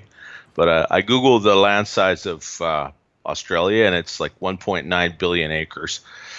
I mean, obviously it's forest that's burning, and probably some grassland, and of course most of the place is desert, so that definitely increases the impact. But it's bad. It's just I don't think it's the apocalypse. Well, what's going to happen with, like, I need to ask, like, Sure. I've asked everybody else, maybe you could answer this. What's going to happen in 16 weeks when harvest season comes up? Well, I guess the big thing is the crops. Bonjour, TJH. If the crops are already lost because of drought, because obviously, like one of your last callers said there, it's tinder dry. It's ridiculously dry. That might, as long as they can ripen, then it would probably actually speed up the time that they could harvest. Because it has to be a certain, I'm not sure exactly how it is there, but I'm assuming like most agriculture here, most grain crops have to be a certain moisture content before they're considered ripe, before they're ready to harvest. So as long as they ripen, they don't, and it doesn't rain, well, then they should be able to get a certain amount of it. Yeah, if the burning is happening in the major cities, total sizes, well, that's a problem too. This was a big problem in California. There's been so much development in wilderness areas, and of course, you've got developers building all these subdivisions, and then you've got the environmentalists saying, well, we can't stop you from building, but we're going to stop you from doing anything about the fuel all around the place. It was just a recipe for disaster. It's probably something similar happening there. I was watching a little clip on Twitter a couple of days ago, and there's some old cobber, way out in the bush there somewhere, and he was just furious. He was screaming and swearing like some of these headlines on here. He was just absolutely beside himself because he said these friggin' idiots. I mean, you've got to burn off the underbrush. You've got to reduce the fuel odor. This is inevitable. It's the same thing happened in California. I've seen Pacific Gas and Electric. Obviously, some of their equipment helps start the fires there, and there's people talking about directed energy weapons and how they're targeting mostly red counties and stuff like that. I don't know, and if any of that is true, it's going to be a while before the truth comes out, right? But the bottom line is when you have that much new human habitation being carved into raw wilderness, and you're not allowed to do anything for fuel control around it. This was going to happen. And Well, they obviously said a lot of these green activists were stopping these controlled burns. Yeah, they were, and someone else mentioned. I think Cognitive Rue mentioned as well that there was some liability issues. The government was sued because a couple of these controlled burns got out of control, and that has certainly happened in British Columbia as well. There was a controlled burn in 1998 that got away from them. It was like 50 hectares or something, and then that night the wind came up, 50-mile-an-hour winds for a while. And it was just epic. One of the towns near me, the mountains were completely cleared off before it was over. There were fires everywhere. So they do happen. And Aniki, people are too lazy to burn off their own underbrush. That's probably true too. It has to be a community thing. You know, if it's up to individuals to clear their own property, yeah, some don't care. Plus, you never know. There's probably Chinese buyers that don't even live there that have bought some of these places. Yeah. They probably never even seen them. Right. So that would be it would be a problem too. Yeah. I noticed the pattern of all the kangaroos running and all the kangaroos and all the animals following suit. You know what this reminds me of when I see all the birds and all the animals running the same direction? It reminded me when I was in Florida and just before I think it was Hurricane Wilma hit Broward County. You saw all the animals and birds and everything moving one way, away from it. Oh yeah, they're really sensitive to barometric pressure, and they can usually tell when something's coming even before people can. Yeah. Obviously, we have satellites. We have a little better warning than we did say 100 years ago, but animals are very sensitive to those things. Yeah, so because they're all running towards one direction, and you could see obviously that it's actually it's wiping out. It's like a half a billion animals dead already? What did it say up here? Billions of animals. I don't know how you'd verify that, and I mentioned in the comments, but I don't know what they call animals.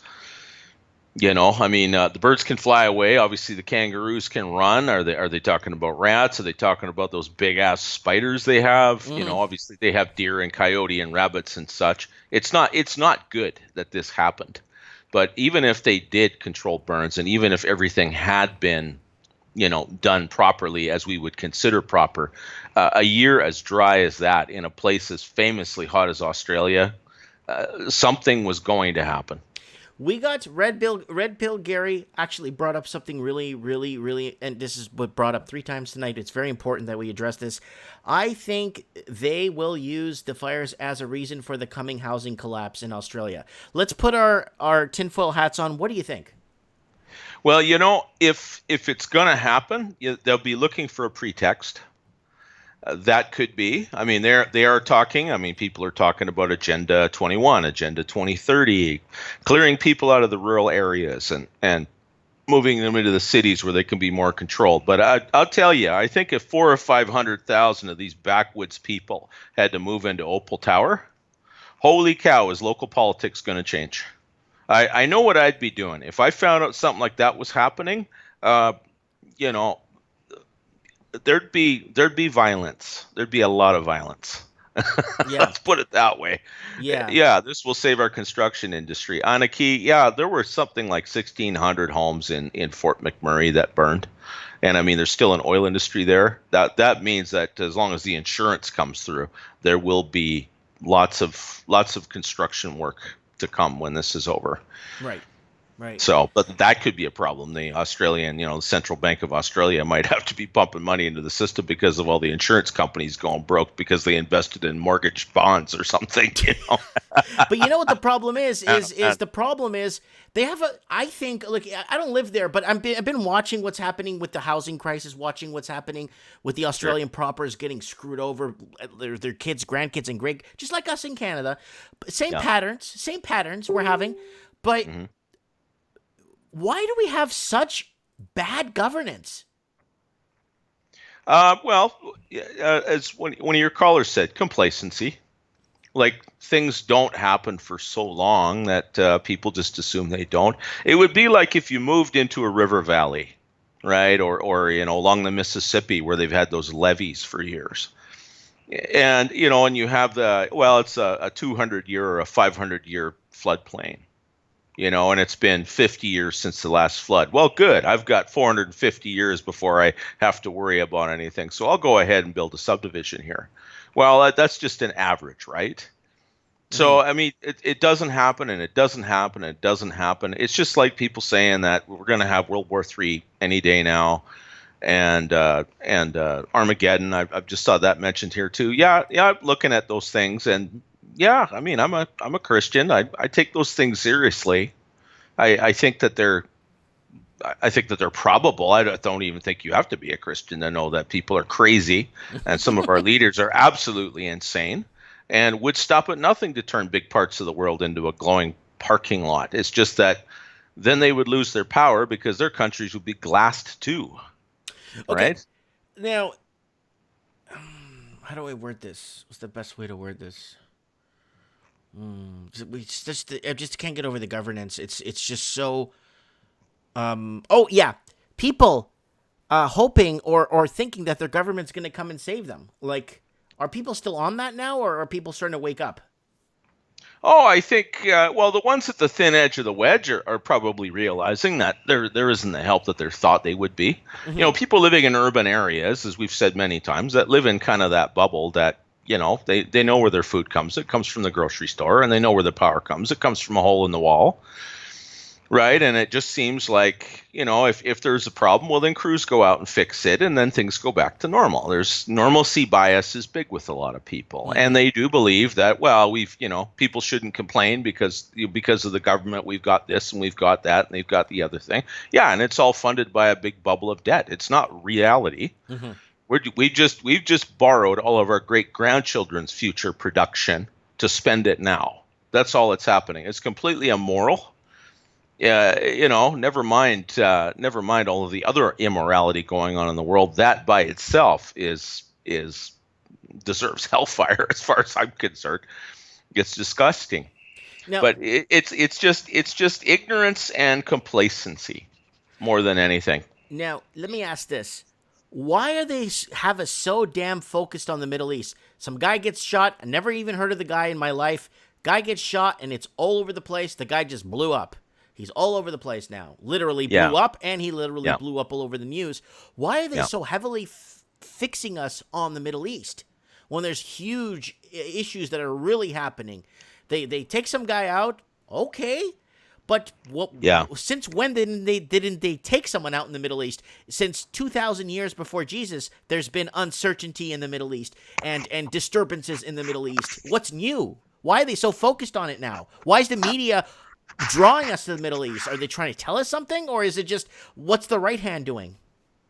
Well, I mean, there are all kinds of theories about that, of course, and a lot of those troubles in the Middle East, I mean, they're sectarian, they're the usual money, sex, and power, and all the different sects of Islam and Christianity, Judaism, and Zoroastrianism, and all of these other things, right? Soleimani was a big general. They say he was a revered military leader. Well, he might have been revered there, but there's plenty of places in the Middle East where they just thought he was a scumbag, right? If Iran is mad about this guy being dead, there's plenty of people who think it's just great. Listen. VC saying he was a big general for Iran. The Iranians are swearing major revenge on the Americans. Let me just interject to say something, okay? Yeah. The Iranians have been threatening revenge on Iraq for the war, still. Yeah. From the Iraqi invasion. Nothing happened. No, and I mean... And how long was that war? 20, 30 years ago? Well, yeah, and Saddam said it would be the mother of all battles, and he'd spread hell all over the world. I mean, he literally spread oil over the Persian Gulf and set it on fire, trying to start the apocalypse. I don't take that stuff very seriously. I'll be honest with you. Like, it's like this climate thing, and in many ways, it's like economic collapse.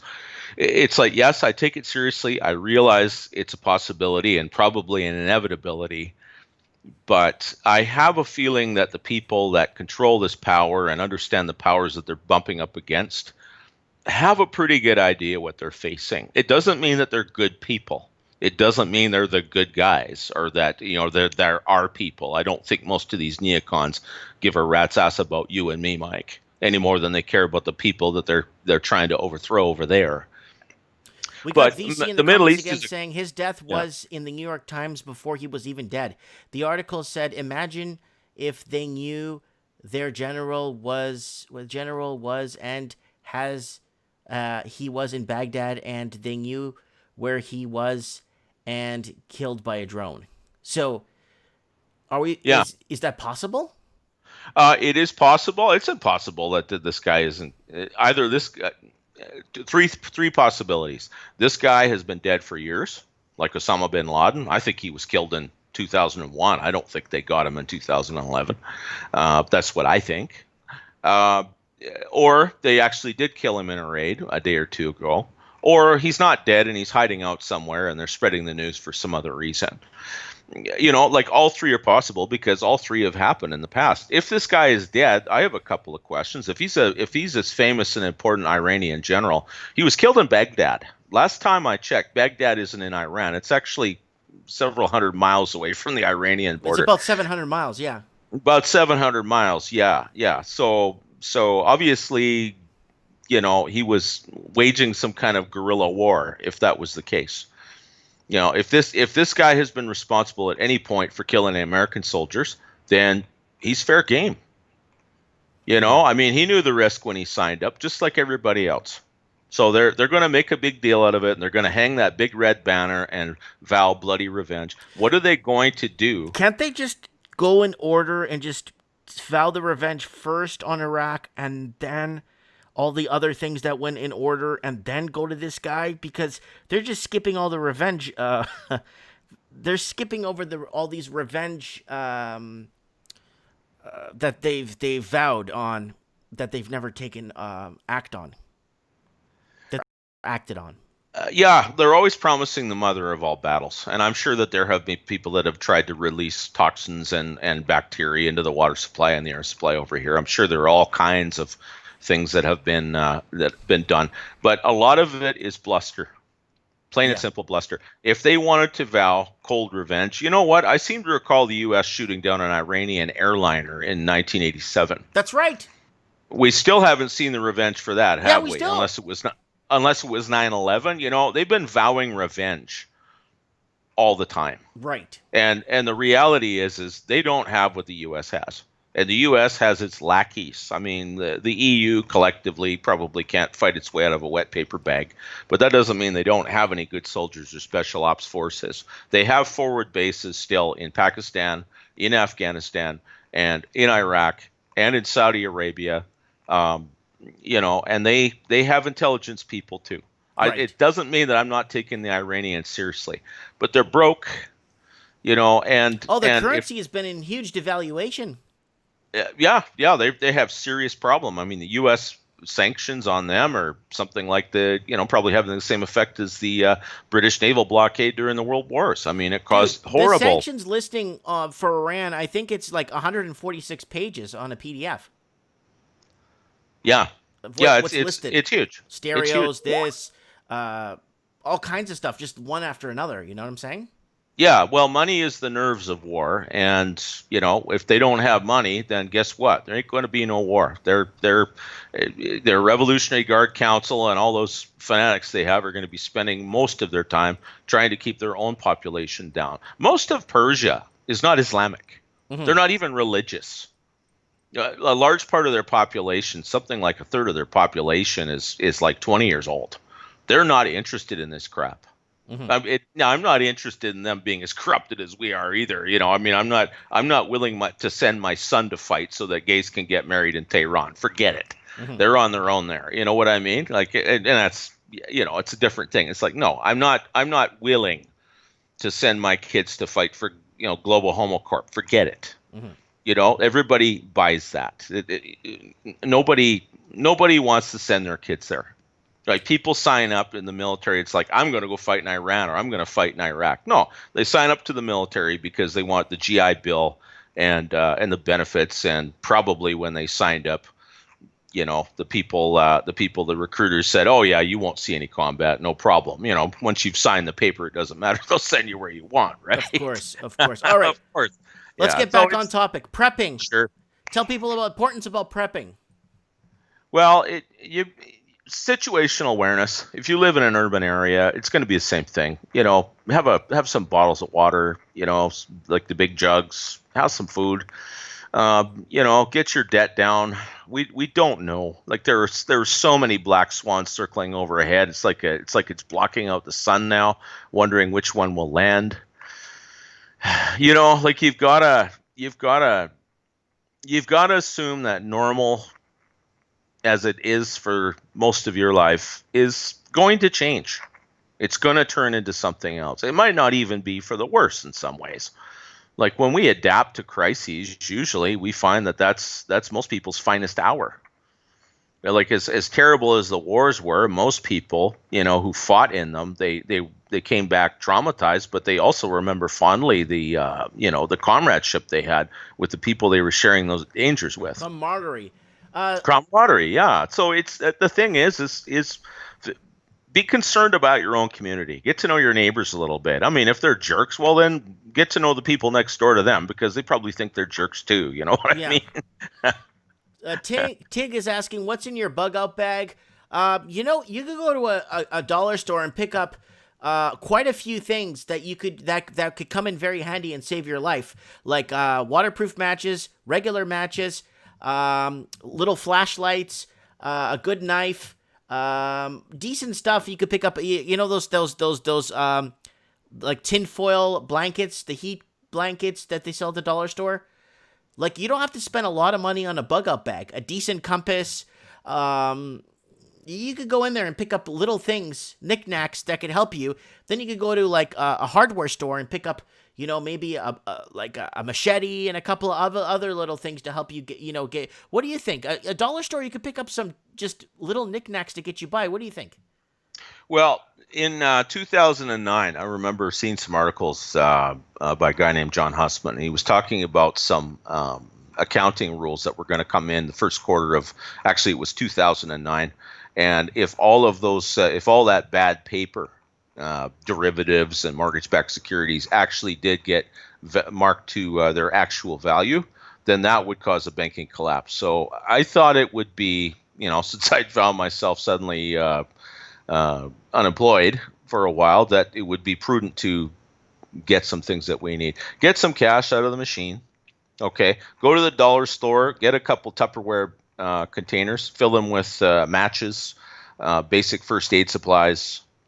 Okay. I mean, they sell cases of, water filtration. Water filtration. Life straw, or get a Brita get a Brita pitcher and 5 or 6 filters for it, something like that. It's better than nothing, right? Berkey makes a water filter, like you can filter like 200 gallons with the thing. Guys, get one of these. It's a life straw, and it turns water into this. It turns water into clean water. Look at that. You could drink from anywhere. It filters everything. It's got 1,288 5-star reviews on Amazon. Guys, if you don't have a life straw with the pouch, I have 2 of them. I have one for myself and one for my wife. We have our own bug out bags. We've already set them up like pretty much 7 years ago. And you can pick up one of these on Amazon. The running, it's solar power. It's the, what's it called? This is really nice, actually. I'm going to put this on my wish list. It's a running snail solar crank NOAA weather radio for emergency AM, FM, flashlight, reading lamp, 2,000 mAh power bank, and it charges your phone and everything, and it's got a little solar panel built into it. Yep, absolutely. Keep the car full of gas too. If it's something that lasts for a month, as long as you don't have to go anywhere, you can idle your car for half an hour a day, charge your cell phone, charge your accessories. If you've got any emergency lighting, things like that. There are rechargeable batteries, things like that. You could do all that. Those things aren't difficult. They don't cost a lot of money. Just go get it, and then you have it, and you'll put it in the back of your closet, and if God is willing, you'll forget about it and never need it. But yeah, basic first aid supplies, a couple of cases of tomato soup or vegetable soup from the dollar store or whatever, right? It doesn't have to be fancy, and it won't put away. Just something to get you by, until you get to the next town, or if you have to, you could pick up those tarps at the dollar store, those big waterproof tarps, a little bit of rope. Right. You could string yourself together a little bit of shelter just to get out of the rain, right? Yeah. Yeah, that's right. The big thing is you want to stay off the street. If you can't get out of town, then stay off the street. Yeah, Mr. Roboto, people with weapons will come to your house and take it all. Yeah, maybe. But some of those people, some of those houses have weapons too. So you might want to think about that. But in the end, if you're hiding your stuff, well, then keep a couple of cases of soup. And the thing is if the banking system goes bluey, that doesn't mean that anarchy's going to break out. What it's going to mean is that the neighborhood is going to get together and patrol the place, more than likely. There's going to be emergency food places to go and get fed, right? So have something to bring to the food bank and know where your local shelter is. I mean, I don't think everything's going to go down all at once. It'll probably be regional. Because out in the country, well, if you live in farm country, there are places where you can go and buy vegetables, right? And things like that. It's people in the city who are going to be experiencing most of the trouble. And all they'll do is they'll just start hauling in MREs and water from, military stockpiles like they do in every other emergency. Well, I'm going to be really straight up with you. 50% of the reason why I moved out of the city of Vancouver was one, because I knew it was in a fault line, and I knew a good friend of mine is a geologist, and he said that they're due for a major correction in that fault line. Two, another reason was because I don't want to be in that city when the poop hits the fan. When we have social unrest or civil unrest, or we have some sort of disconnection from the government, or something happens and there's no continuity of government. I don't want to be caught dead in a big city. I'd rather be where I am here. It would be nice to be able to get out, but most people have family that lives somewhere else. If you get worried about it, then, one day call them and say, hey, things aren't looking too good here. If it gets real bad, can we come stay with you for a few days? If a few days turns into a few months, well, I'm sure you'll find a way to be useful. Right? Like, people are going to have to be polite, and they're going to have to be appreciative and help each other out. If they're not, well, then they won't get help, and they'll get help when they get hungry enough to start cooperating and not be jerks. You know what I mean? Yeah, your governments love you. Yeah, no kidding. I don't want to wind up in a FEMA camp either. I'm not interested in any of that. I'm just saying, if the economy collapses, that doesn't affect the infrastructure at all. It just affects your ability to pay for it. But there are Walmarts in some inner cities that they will give, in the event of a power outage or something, Mike, they'll give people like an automatic $300 credit to go in and get what they need, so they don't burn the place to the ground. Yes. So if we get that kind of unrest in areas that are traditionally more stable, they'll do the same thing. Walmart isn't going to let their stores burn. They're going to say, you know what? Here's a $300 store credit. Here's a piece of paper. Just go in and get what you need, and, bless your heart. And they'll probably bring a few truckloads in just to make sure they're not out of what they need. Because all these corporations are sitting on billions of dollars in cash,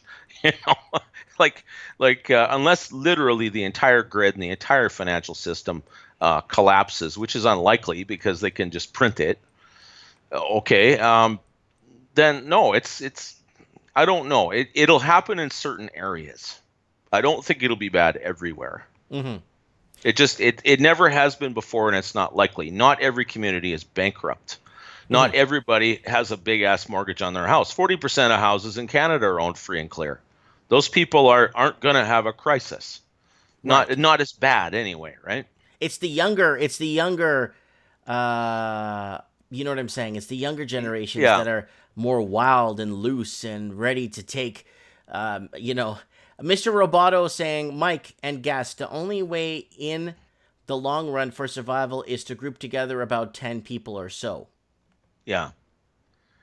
Yeah, if you can get together in a group just to have each other's back, man, you're going to make some friends, I'll tell you. You'll find out who your friends are and who your enemies are. Yeah, the youth are wild, but most of their wildness revolves around selfies and drug use and casual sex, Mike. It's not like they're all out in the woods practicing, Spartan warrior techniques, right? You know what I mean? Like, they're not that scary. Guys like you and me, yeah, if we decided to get mad, it would be way more dangerous, right? Because we'd go straight to what we think would do the most damage, and we'd hit it. Most of them are just out on the street demonstrating with signs when they don't like something, and someone usually pays them to do that too. So it's not coming up. This was put up a couple of hours ago here Buddy's gonna go move his car. Wow, that guy just came through. Look, this guy's getting in his car right here. He's gonna poop the scoop. Look, the fire's getting so close. Yeah. Everyone's running to their cars. Holy crap! The fire's not even a quarter mile away, and everyone's because the wind, right? Look at this guy just starting up his car. Go, go, go, go!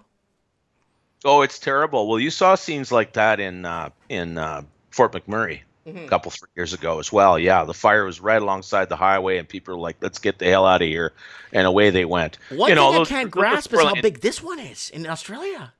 Yeah. No, it's massive. It's terrible. But like that lady said, the place is tinder dry. They were just begging for something like this. Fuel control, burning the underbrush and stuff like that would probably have mitigated it. But it sounds like it was so dry, like something was going to happen anyway. Like it sounds like it's not a normal year. Like I know it gets stinking hot in Australia in the summertime, but it doesn't sound like it's a normal year.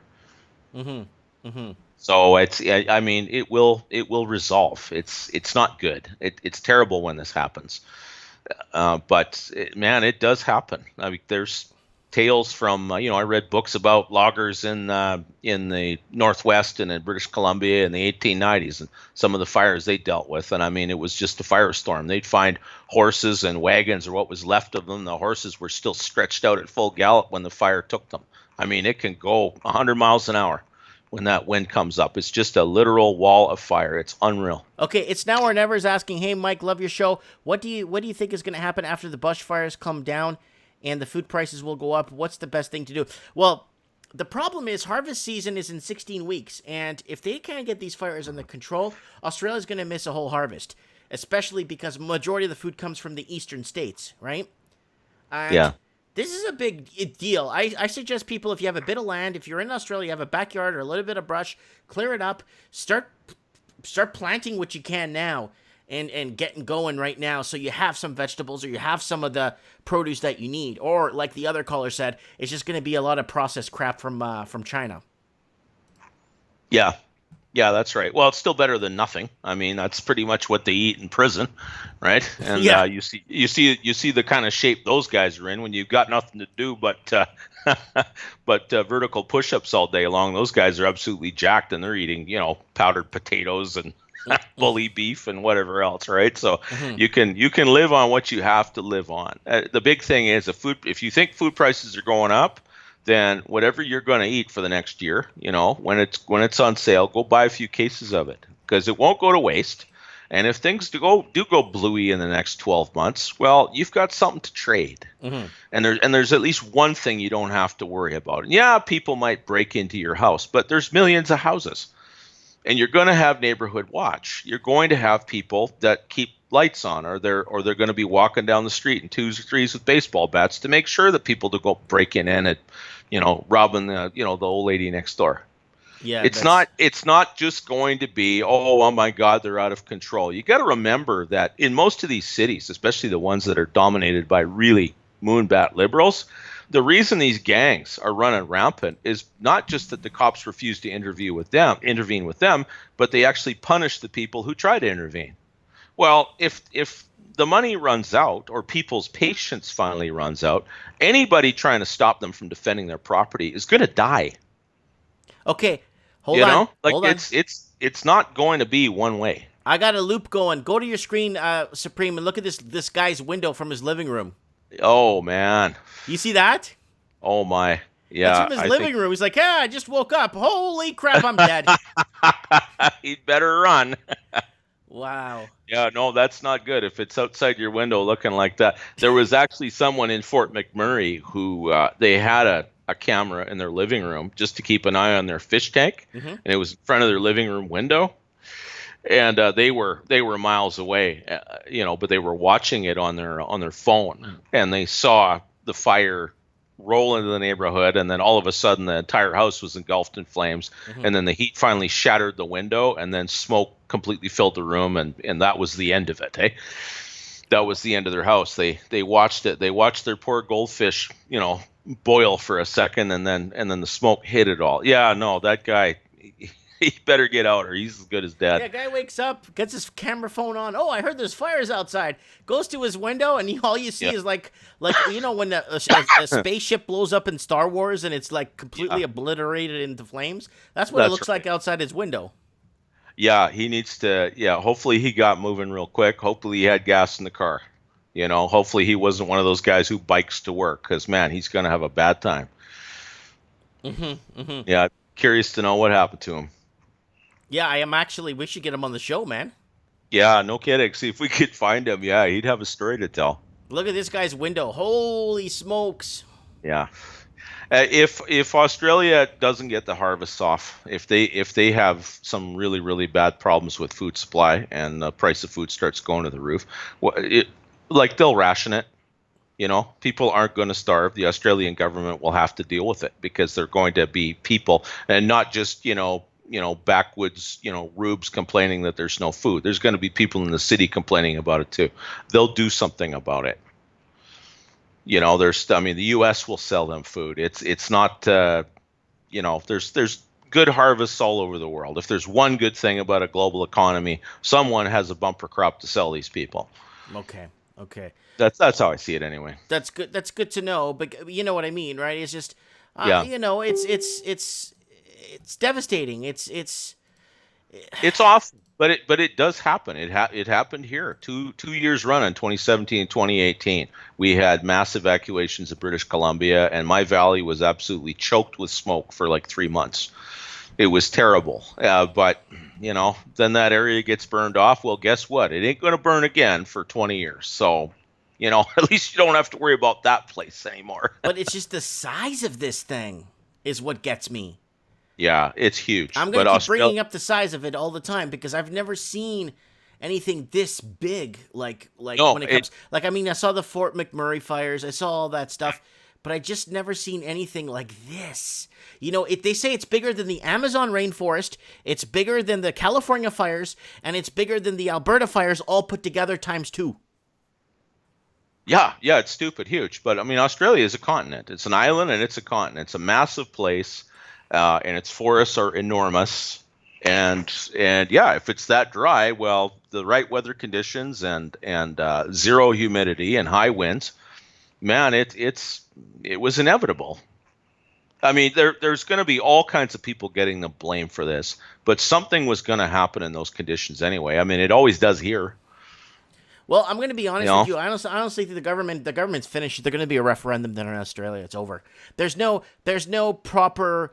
There's no proper continuity. I think Australia is having troubles just with the continuity of basic government right now, the way things are being handled right now. Well, I think it's going to exacerbate a lot of the anger that's already there. Yes, it's going to be like, okay, this is just one more thing. And so the usual suspects are going to, talk about climate change and how we need to have this tax and that tax, and we need to do this and we need to do that. And they're going to try that stuff. But there's going to be a lot of people, like I've said before, what probably happen won't necessarily be torches and pitchforks, but what will probably happen is there's going to be a lot more radical politics, people fighting back against this progressivist stupidity. It's not just evil, folks. It's stupidity too. They don't live in the real world like the rest of us, and it's not their fault. They were raised in that environment. And they're very idealistic, and they don't take no for an answer, and sooner or later somebody in a position of power has to say no to them and not to you. Otherwise, they're going to be thrown out of office.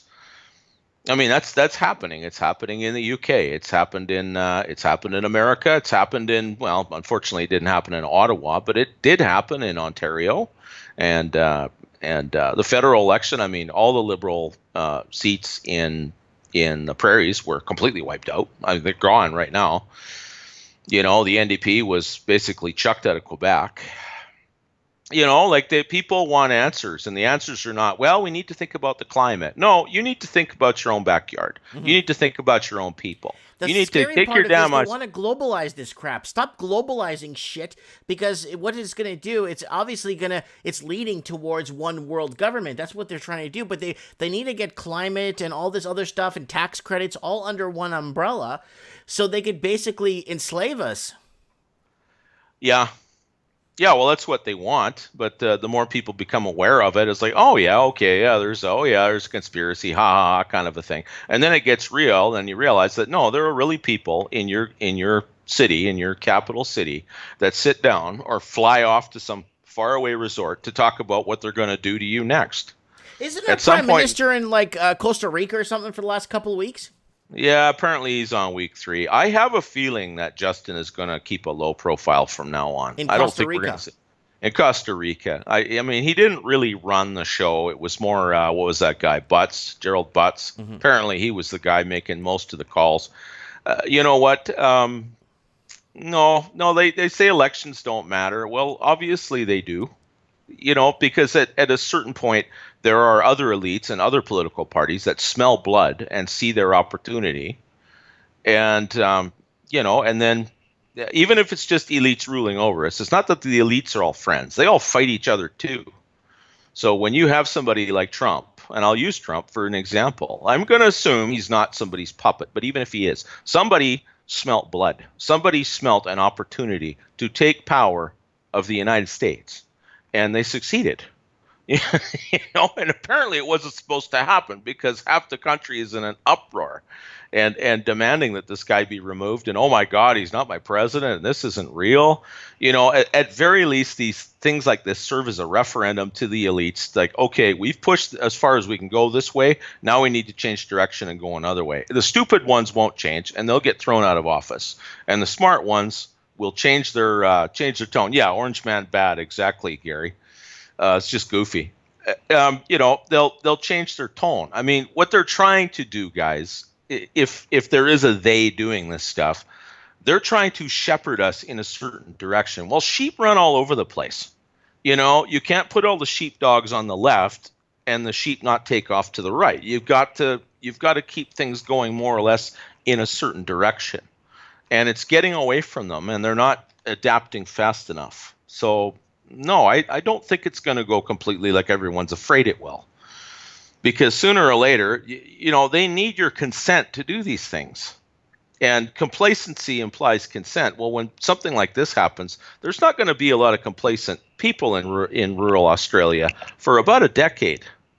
They've got their hands full. It's going to be interesting. Someone's asking me if I saw pictures of JT in Costa Rica. You know what's funny? How the Prime Minister of Australia is going around, and none of the firefighters will shake his hand, eh? Oh, is that right? Yeah, it's coming up on your screen in a few seconds.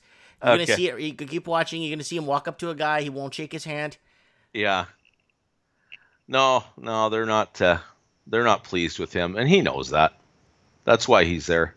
I mean, they put him up there as a face to get into power. They were hoping for the golden age of Pierre Trudeau 2.0. And yeah, the Australian leader is a global puppet. That's probably true, Mr. Roboto. But Same thing with Jacinta Ardern, the one that's the Prime Minister of New Zealand. Her and Trudeau are almost like on the same thing, eh? Yeah, well, yeah, she's a total wingnut. But the deal is, I mean, if they're puppets, then, the idea of a puppet is, like when you were a kid and you watched a puppet show, what would happen? Did you pay attention to the fact that there was someone behind the little stage thing they had set up using strings or had a hand up its butt running it? No, you just enjoyed the show, right? Well, when you know they're puppets, you don't listen to them anymore. They have zero influence. At that point in time, they got a real problem. It's like the Wizard of Oz and the man behind the curtain, right? As soon as you realize there was a man behind the curtain, it's kind of like, okay, well, there's a bunch more people to go, oh, okay, never mind. And that's the thing. And it's not a matter of, okay, well, we'll put more pressure on them and we'll make them obey. Well, when people get their backs up, they're not complacent anymore. They start talking back, and they start fighting back. And you don't necessarily need bullets to do that. Remember, the whole idea is economic slavery. Well, when people stop supporting their woke corporations and they stop watching their stupid shows, like it's not. Except Mike in the Night. Except Mike in the Night. That's right. You're going to endure. You are blessed, my friend. Your show will be covered from the storm to come, I'm sure. Yeah, well, they probably have well thought out master plan in motion, Raven. But the thing about plans is they rarely survive first contact with the enemy. That's right. Right, plans have to change all the time. I mean, yes, they've planned this for a long time, but they still have to go meet at Bilderberg every year, because plans change. And the reason they change is because people don't do what they're supposed to do sometimes. Yeah, most people are sheep and most people are clueless, and you see it, and it's, and everything comes out of their mouth as the intellectual property of some friggin' Netflix show, right? It's just no thoughts at all. But they're not the problem. So here it is. Trudeau still in Costa Rica. He's enjoying himself, man. So I'm just trying to see if I could get some images. He's having a good time. Week 3 in Costa Rica. Well, Canada is like, I'm not even. 7 hours ago, a news headline: Trudeau's refugee bill labeled ineffective. Here we go. Oh yeah. New Costa Rican photos of Trudeau. Costa Rican photos raise questions about Trudeau's vacation spending. Oh, he's partying it up, man. Yeah, I saw one of them there. Yeah, he's growing a beard, he's relaxing, whatever. The thing is, he has his fan club, and he's playing to his fan club, right? What's happening out here, he doesn't care. But I'll tell you what, I don't think some of these guys really understand. It was the same thing in the Beltway in D.C. They were people that despised flyover country Americans, right? But the problem with that is there, some of them spent 25, 30 years, some longer than that, inside the Beltway, and literally never did go to Iowa or to Nebraska or to, logging communities in Oregon and things like that. That reminds me of the Clinton Foundation when they spent $17,000 in Haiti. Yeah, that's right. Yeah, supposedly helping the people. Well, and supposedly in the course of it, they looted the place for several $1 billion too. Like Haiti could afford it. And not only that, they raised I don't know how many hundreds of millions of dollars through the Clinton Foundation, and they spent $17 grand fixing homes. Yeah, it was real sweet of them. Yeah, and it was probably a summer home on the one good beach outside of Port-au-Prince or something, right? That's the Ravens' favorite politician. Yeah. Well, Gary, they voted for him because he had nice hair, but you can't argue with the hair, man. You can't argue with the hair. I remember reading about the first televised presidential debate, and it was Kennedy and Richard Nixon.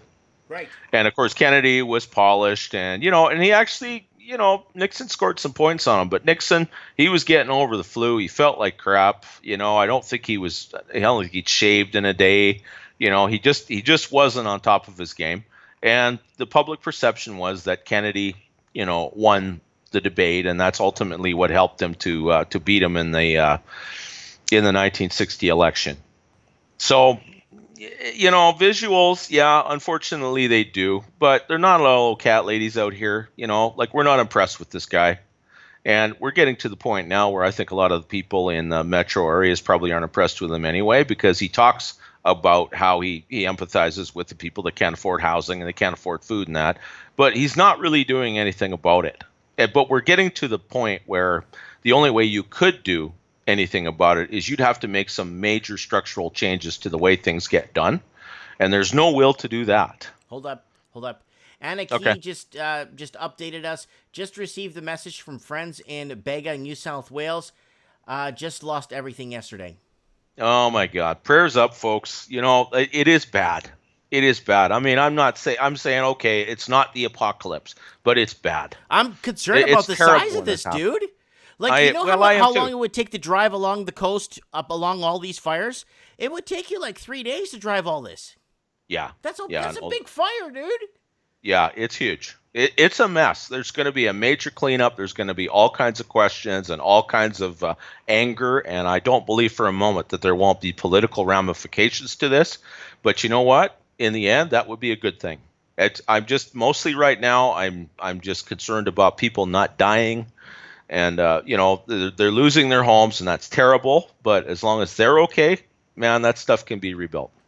I mean, there's going to be some low property values in various places in Australia for a while. So maybe it'll be I'm not making light of it. My God, people have got their life's work into their property, and to see it go up like that has just got to be heartbreaking. But man, I've seen it here too, and it's anywhere where you've got forest and you have a dragger like this, it's going to happen. It's just a question of when.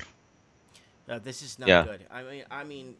I don't know, man. I think like, I don't understand how the preparedness, or I guess the organization. Again, I think there's a poor reach by the government, period. I just think they've cut back on a lot of this stuff. They corporized. Oh, let me ask you. I didn't even ask you this. They corporized the water. The water's been corporate, and people can't even get to their own water. Yeah, we've seen that, and we've seen that BC too. Yeah, apparently in Canada too. Nestle. The same patterns across the Commonwealth. Why are they corporatizing water and selling 1 billion liters of water to God knows where for $300? What's the point money. of it?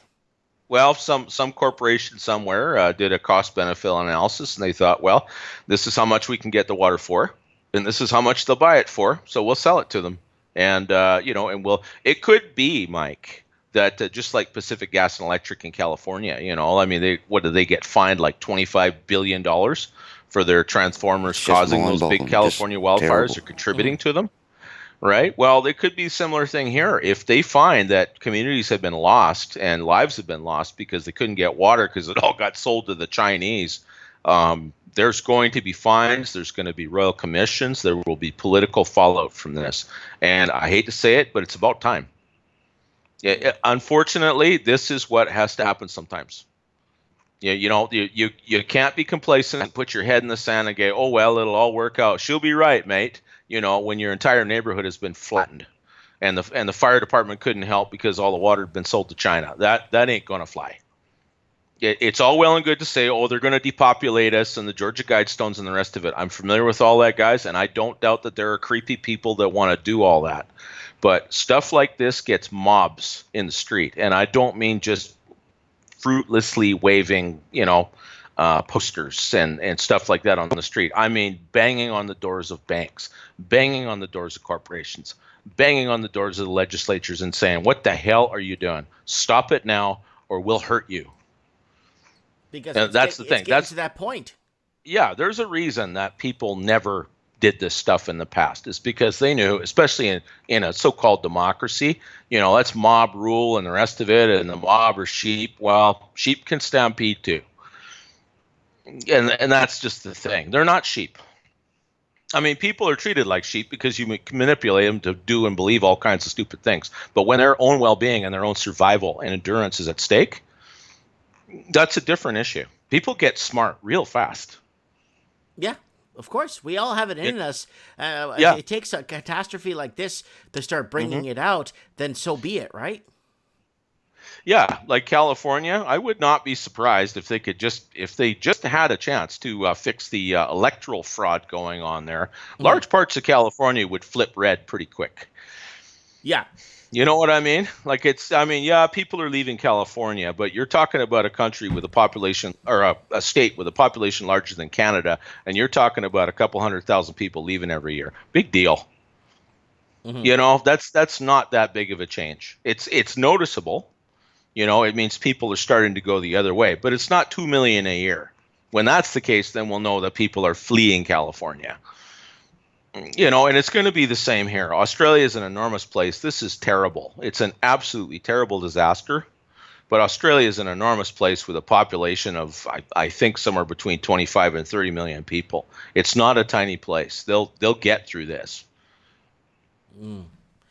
Yeah, but that's what I think. I know. I'm on board with you with this, but they've been struggling with the housing crisis, housing crisis, massive affordability issues.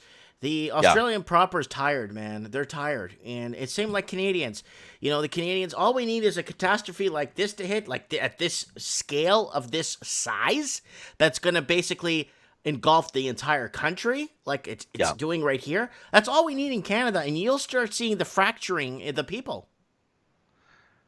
You'll start seeing the fracturing in the government. You'll start seeing troubles with continuity of government. You're going to start seeing. You're going to start to see. I don't think civil unrest as much as people keep. I see runoff on the banking system. People losing confidence in their banking sector. I see a lot of things happening, but I don't know. If we have something this catastrophic like they're having now, I think Canada would be awful.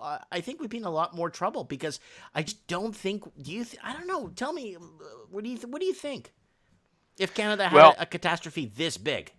Well, if we had a catastrophe that big, I noted in the comments, I started my first logging job when I was 16 years old. And that was in 1981. There were over 900 forest fires that year. It was tinder dry. It was an unreal year. It was just stinking hot. I remember it well, even today.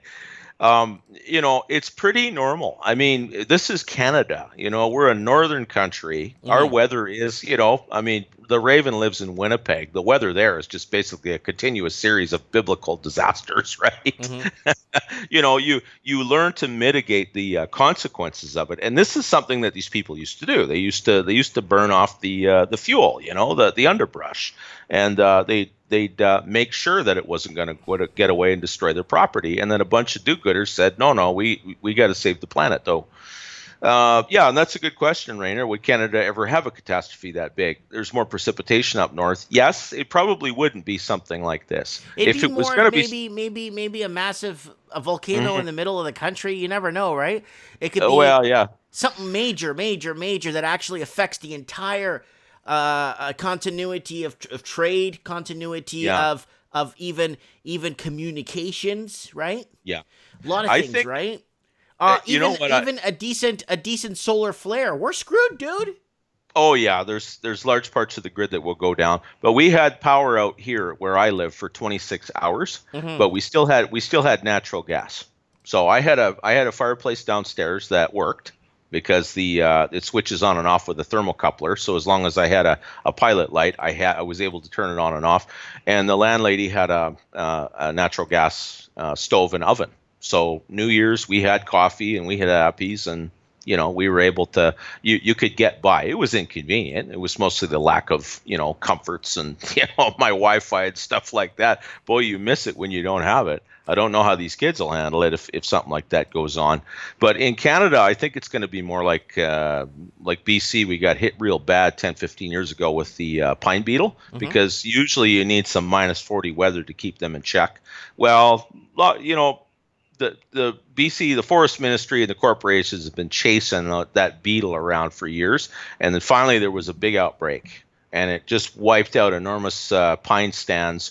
And most of the boreal forest in northern Canada is pine. And that thing burns fast, and it sounds like popcorn popping. Yeah, it was a miracle because, you saw mile after mile after mile of just red, dead pine trees. And I thought, man, one lightning strike and it'd be like dynamite. The whole place would go up. The funny thing is it never happened. It never did happen. We were so blessed, but they went through and they logged it. I said, well, it's standing there going bad. Well, so just go ahead and take it. So huge amounts of it were taken out. Unfortunately, that means there's a lot of sawmills shutting down now because there's literally no wood.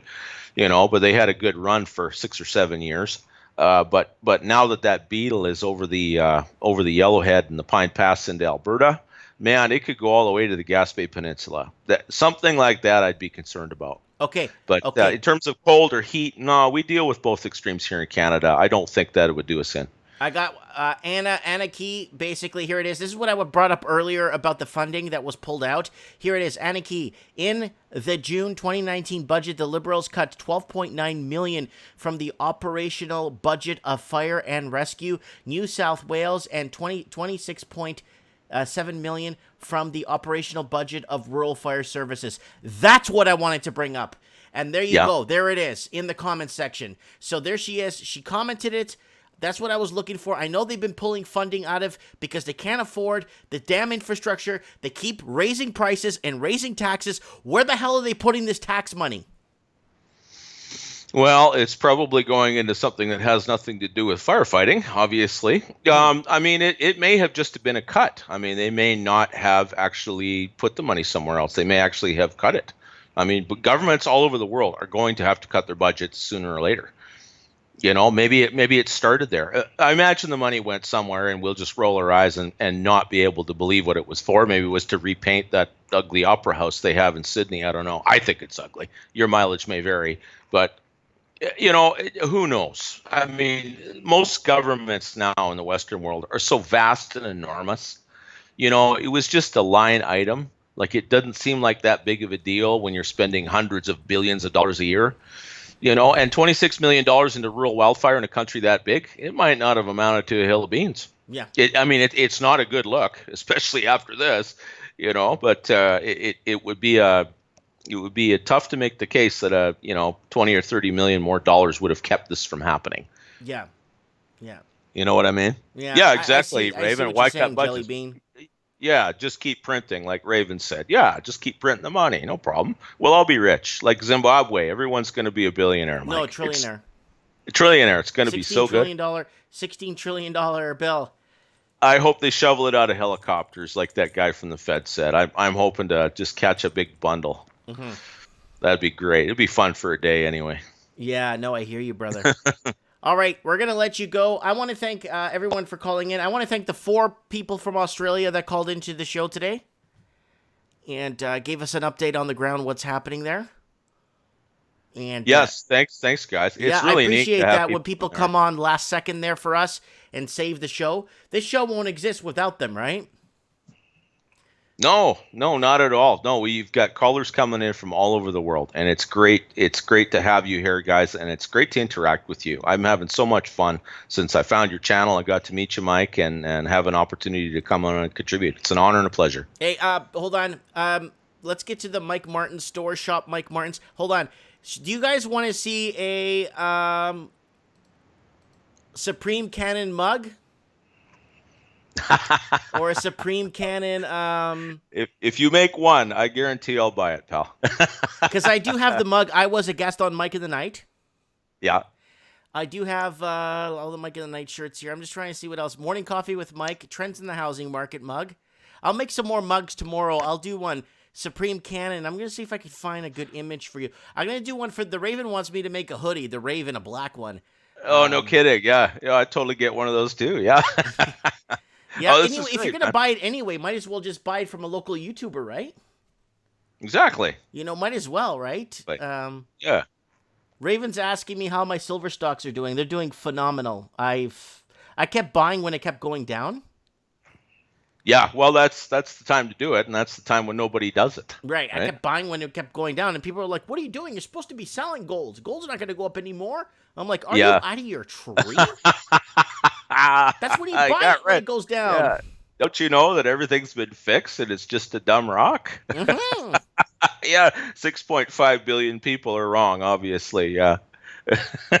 There are 500 million people in the world, I'm sure, that think that gold is worthless. There's 6.5 billion that disagree. I know where I'm betting. Right. No problem. All right, so I'll design a mug tomorrow. I'm going to do a Supreme Cannon. I got to find an image for you that suits you nicely so that it goes forever now. Oh, boy. Yeah. Like well, I don't know. Go forever. Something that, like, the Raven is just basically a raven that I found. A raven, from Edgar Allan Poe. One of his works is a nice drawing of a nice raven. I could use that. Because, nice. Because where Edgar Allan Poe used to live in Baltimore, they have some of the best looking ravens out there, believe it or not. Yeah, they're a mighty handsome bird for being a scavenger. Yeah, for sure. Well, Supreme Cannon, you know what I'd like to see if you were going to do that, Mike? During World War II, the Germans had this big rail gun called. That's right. That was on the train tracks, and it could fire out. It could fire across the English Channel. Yeah, that's right. Yeah, and they used it in the Crimea to besiege Sevastopol. They rolled it out there on the rails, and every time they fired that thing, another city block disappeared. If you could find a pencil image of that or something, that'd be great. Yeah, okay, I'll throw that up there. I'll find something. I'll find something to make a thing. Oh, you see, you notice these little badges on people? They're joining the channel, eh? Oh, is that right? Is there badges? So when you go to the channel here, you click join on the actual YouTube channel. You could join. Okay. And then people could join here. So you could become $1.99 a month, $4.99, and basically people get cool emojis for chats, and they get these little badges, and it just supports the transmission. You know what I'm saying? Think of it like this: our federal money, federal tax dollars, bailed out all our news outlets here in Canada, $600 million bucks. Yes. So think of it. You know what? I mean, some of the guys, the small guys that are actually contributing to good discussion, we don't get nothing, zero. You know what I'm saying? Yeah. Yeah. Right. But does that make? Let me ask you: does that make our news federalized now because they've taken hundreds of millions of dollars from the federal government? Well, if you've seen what's happened with the Rebel, I mean, they send reporters to all these events, and CBC insists that they're not actual journalists, right? So, I mean, they'd say the same thing about us too. I mean, all I'm giving is commentary and my view. You've got people on the chats here that are obviously as well or arguably much better informed than I am, who've been following certain things a lot more Well, that's closely. why we get people in from all over the world, right? That's why we got in a bunch of callers from Australia to help us identify what's happening on the ground, right? Yeah, no, that's fantastic. You've got real-time contributions from all over the world. This is just the neatest thing ever. It is. I know. It's so cool. I just hope we can continue growing, and we're kind of. I just want to stay below the radar, is what I'm saying. Yeah, that's right. Yeah, you wanna be big, but I mean you are big, right? Like you've got 12,000 subscribers. You've got people that are checking in here on a regular basis, and it seems like quite a lot of them are really starting to contribute now. That are in the chats and are starting to call in. It's fantastic, and I hope they continue to do so. Yeah. I mean, I don't mind, man. I could sit here and chat with you all night. I enjoy it, and I like interacting with the comment thread here. But man, you've got some great voices out there. Yeah, and you've met me in person a few times, so. Yeah, no, it's always good. I'm hoping if the weather stays warm, if we don't get another blast of snow, I'm hoping to sneak out next weekend. Yeah, come and see me if you can. Absolutely, yeah, I want to. I had some of the cast members from Battlestar Galactica today visit me at the store. I saw the thumbnail. I was on my way out the door, so I haven't seen that yet, but that's cool. I'm pretty excited about that. No kidding. So did they come to see you directly, or did they? Yes, they had to meet me in person. Oh, that's neat. Yeah, that's good. No, it's always good to hang with you, Mike. I always enjoy it. So I'm looking forward to getting out there again. Okay, brother. You take care. You have yourself a good night. I'll work on the Supreme Cannon mug tomorrow sometime, and sure. I'll throw it up in the shop. And I already sold, I think, 2 T-shirts and a mug. 2 mugs, I think I sold. I was a guest on Mike in the Night, and I think I sold one of these long sleeve T-shirts. Because the long sleeve T-shirts, I'll be honest with you, I'm gonna get a few samples in for myself. Sure, dude. The front and back is awesome. I'm looking forward to it. You know what? I said I was going to get one of those guest mugs in there. Have you got them at the shop? No, I haven't ordered in samples yet. I'm going to do samples, but I'm going to order like 1 or 2 of everything, just to see it. But you can just order from these guys. The same thing, right? It's okay. Yeah, it just goes right to your door, right? Yeah, I'll just do that. Let Amazon do the walking, or whoever, and the walking and the thing. The Mike in the Night pillow is pretty cool. I like the Mike in the Night wall tapestry. Oh, you have a wall tapestry it's too. Huge. I haven't seen it yet. It's amazing though. It's a beautiful image, and it's really nicely. I took my time to do this.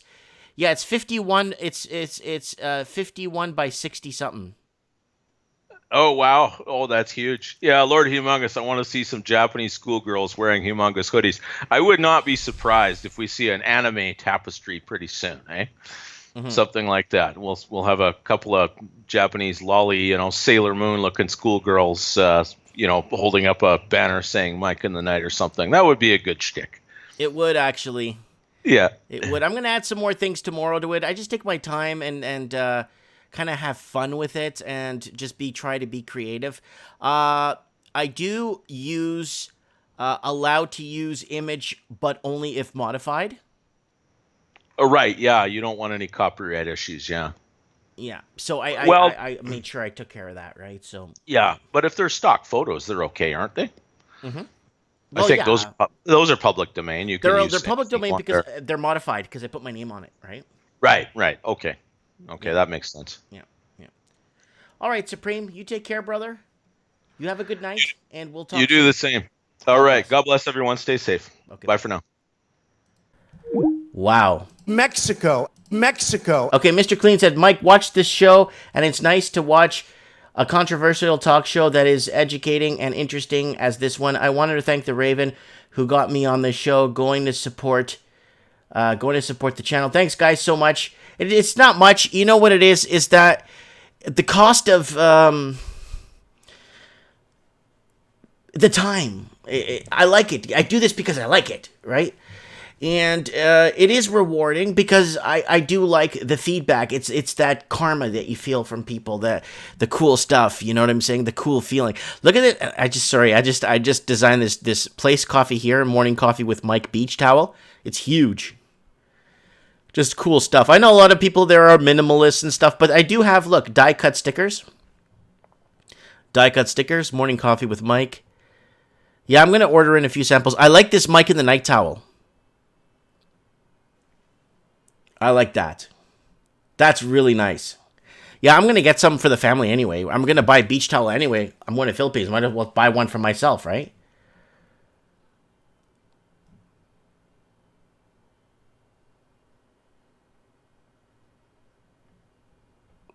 Someone saying, I'm not sure if a walking merchandise seller is legal. I'm not sure what that means. Do you have a video of the BSG cast at your store? That's cool. They dropped by to visit you. Well, no. We kept it... I got photos, but we kept it, like, you know, like, just, yeah. We kept it, how do you say... Hey, oh my God, it's you guys. No. It's just, hey, what's up, man? Yeah, Mike in the night. Yeah, Mike Martins. Yeah, not bad, man. We got, who do we got here? Supreme Cannon. Thanks, everyone. Thanks, everyone from down under. Here's the photo of the guy, one of the BSG stars. This is the guy who goes with Boomer. I don't know if you guys remember Boomer. And then he pilots her off Caprica. And I don't know if you guys remember. He was in the first, second, and then he had presence in the third season. But that's one of the main actors there. So, and a lot of people commenting on that there. But yeah, I get all kinds of really cool guests that know of, you know, that know of this. Look at this one I put up. This one's pretty cute. This one's circulating around Facebook, so I put it on. Money to there's the Australian, money to Indonesia, money to NASA, and then flip the bird. Our thoughts and prayers are with you. Yeah. Bobblehead Mike.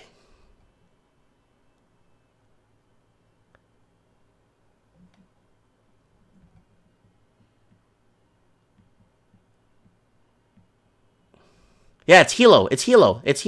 That's who it was. Yeah, it's Hilo, I think. That's right. Guys, Patreon, thank you for my 22 supporters. And we just got Abba Field and a couple other people joining. And yeah, that's it, guys. I just wanted to kind of throw this out there. And if you guys want to join the channel, go here, click join, and then select the tier you want. $1.99 a month is happy. That's like $24 a year. And that's fantastic. That will help a lot. That will... My increase in gas, everything I'm paying, just to friggin', you know what I'm saying? Cost of operating is just so pricey for everything. Raven, you need a Mike in the Night beach towel. Supreme Cannon says pretty much. Raven says, I know. Bumper stickers, Mike. No, I got the die cast stickers, guys. These ones. I can make cool ones, but I got some, like, I was a guest on Mike in the Night right here. There's a Mike in the Night sticker here. There's that one. That one's pretty nice. You could put it on the filing cabinet at work with people that don't like me. Here's the Mike in the Night mug, and there's the back. Mike in the Night, and then I was a guest on Mike in the Night. That's a nice gray mug. I like that. It's gray on white. But that's pretty cool. The quality is really good. These guys, this company, a lot of people are very, very happy with the quality. Oh, wow, we got Supreme Cannon join as a captain. Oh, my God. Thank you, Supreme Cannon. Welcome to Captain. There you go. So Supreme Cannon is officially a captain on the channel.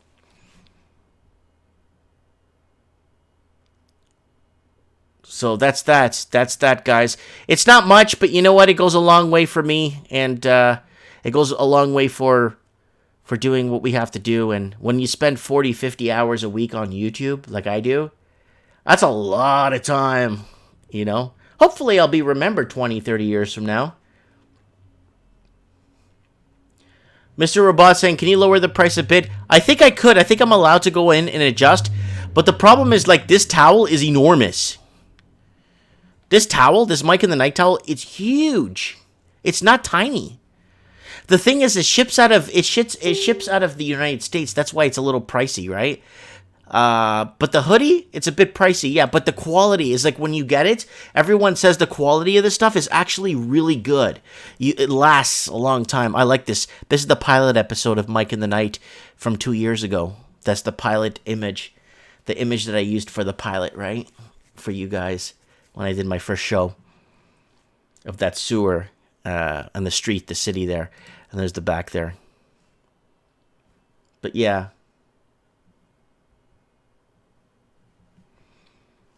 Yeah.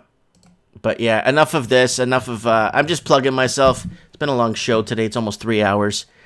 But these leggings, these are nice. I'm going to get this for my wife. I'm going to order her size. It's really nice. I think this is awesome. I don't know much about women's clothing, but this looks freaking awesome. Good old Mike in the Night. Anyways, guys. Oh, we got VC join. Welcome to the family. Thank you so much, VC. Thank you so much. I really appreciate the support. Thank you so much. That's so good. Finally make something in the, you know. Dude, we need dairy and poultry smugglers. Yeah, that's what's going to get to. You're going to start seeing, especially in Australia, if they miss this harvest, you're going to start to see what do you call it? How do you say it in English? Black market cheese, black market petrol, black market milk, black market soy. It's going to be all kinds, black markets are going to be going around. You know what I'm saying? We got Lord Humongous. Yeah, he was in the chat tonight. I saw Lord a bit. We got the Raven laughed my butt off. And then we got Lord Leggings. Yeah, we should do some Lord Humongous leggings on this. But you know what, guys? Sorry, I'm just reading the comments. Something caught me here in the comments. Yeah, Fireball whiskey. Raw milk.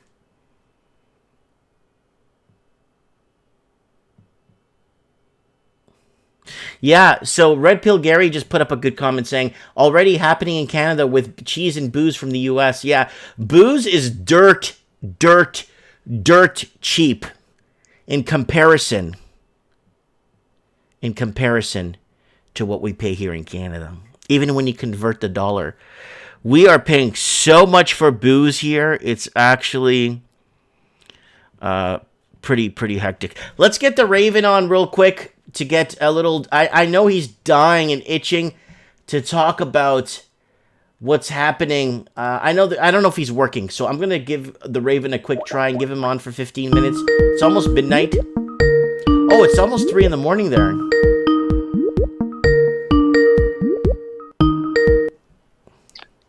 Yo, what happened to your hair? Well, here, I got a new one. I'll put it on. Oh, man. Oh, man. Is that good? We got the Raven in the house on the Mike in the Night show. That looks cute. I like the picture. Like that? Yeah, I got that at a house store. There we go. It looks cute. All right. Okay. So I wanted to throw this out there. I know you're dying to talk about what's happening, but I know the Middle East, they've been threatening revenge, especially Iran, for the last, 2,000 years. Well, we've been killing their people for how long, right? Wouldn't you be pissed off? I'd be pissed off. I understand that, but I don't know. Like, I'm just, there's this massive major catastrophe happening in Australia, but everyone's all focused on this one guy that blew up. You know what? Remember the BP oil spill? Remember they put that camera down there? We could watch it. That was horrible. Yeah. That it happened, and we forgot about it. We'll forget about that fire too, but not what's happening in the Middle East. This is going to shape our future. The whole world. Well, like I said to you before, 2,000 years before Jesus and 2,000 years after Jesus, it's still uncertainty and disturbances in the Middle East. And 2,000 years after us, it'll still be like that. Yeah, maybe. Maybe it'll be a glowing parking lot. Welcome to the family, Mr. Clean. Is that you, Raven, Mr. Clean? No, that's. I think that's a guy I work with. Oh, really? Pretty He sure just that's joined a the guy. family. Yeah, I told him to go on the show. Oh, really? Ask him if he drives a train. I think he does. Does he? Well, I hope so if Yeah. he works with you. Yeah. I told him to come on the show. I could come and check it out. He said he likes it. Mm-hmm. Can you put the hair back on? You look like Corey Hart. Uh,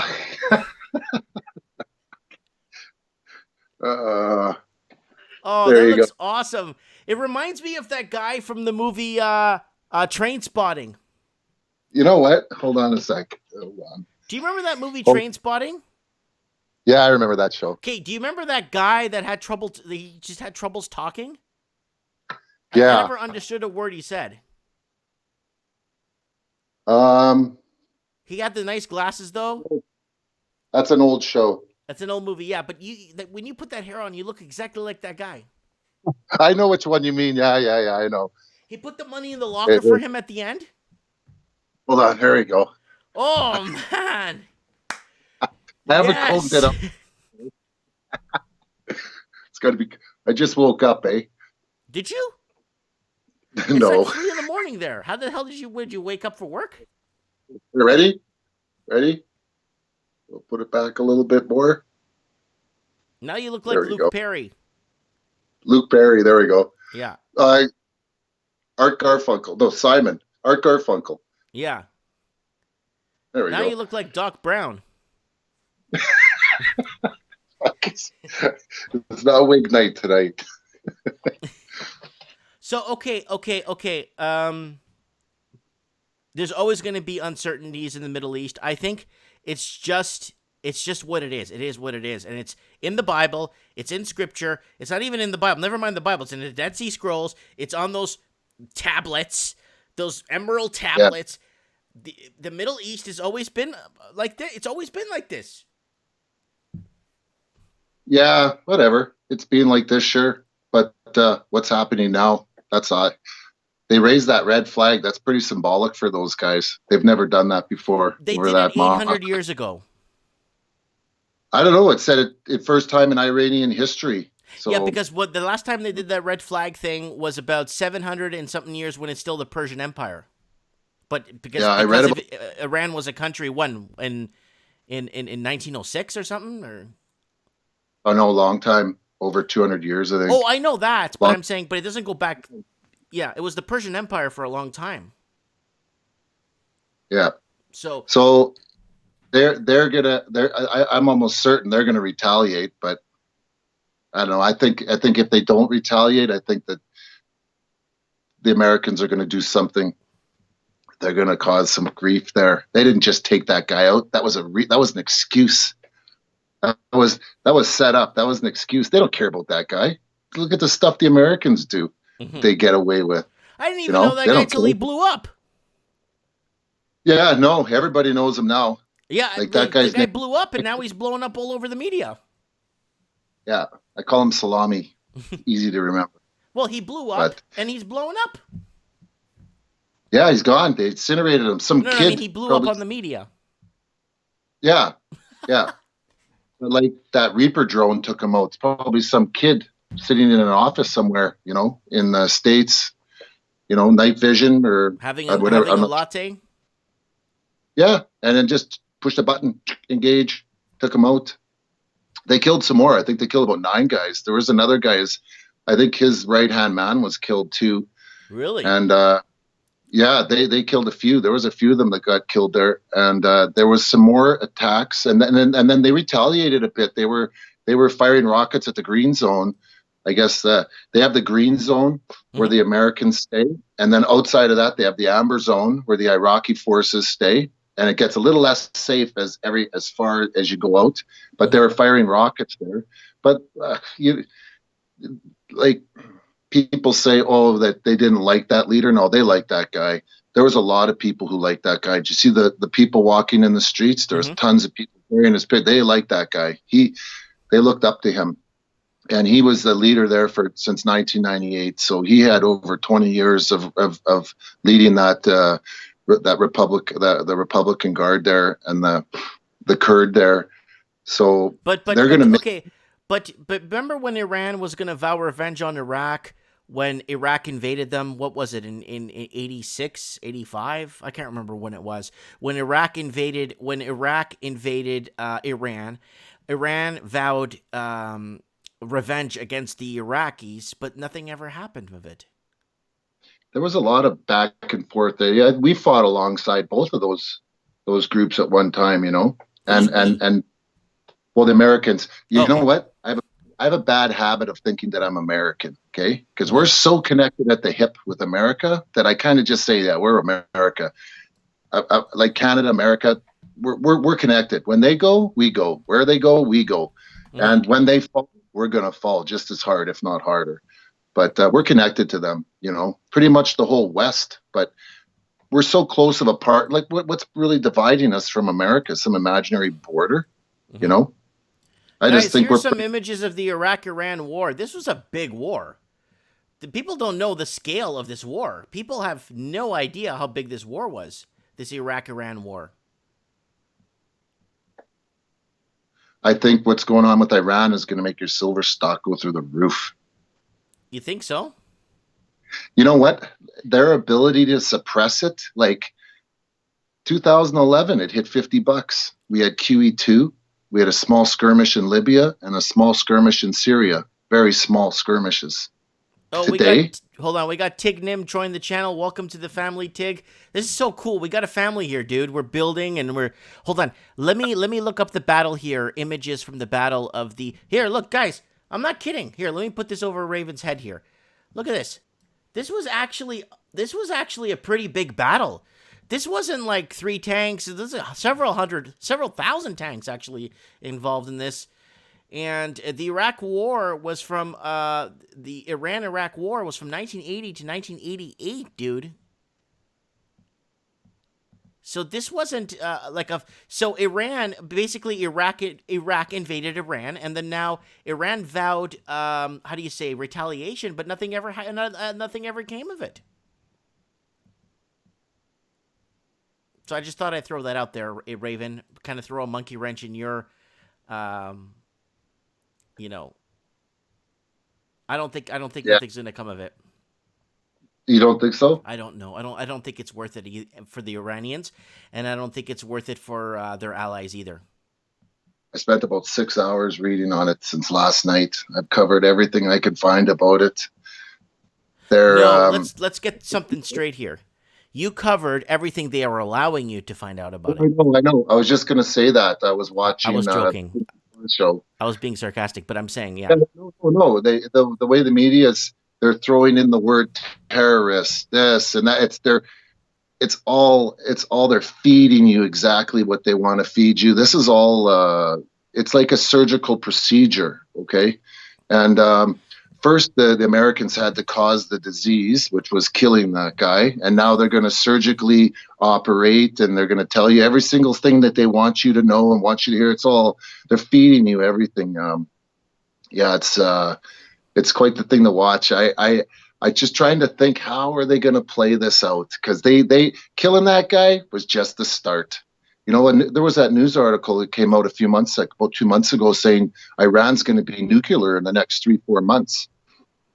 And what's your intelligence from that? Where'd you get this intelligence from?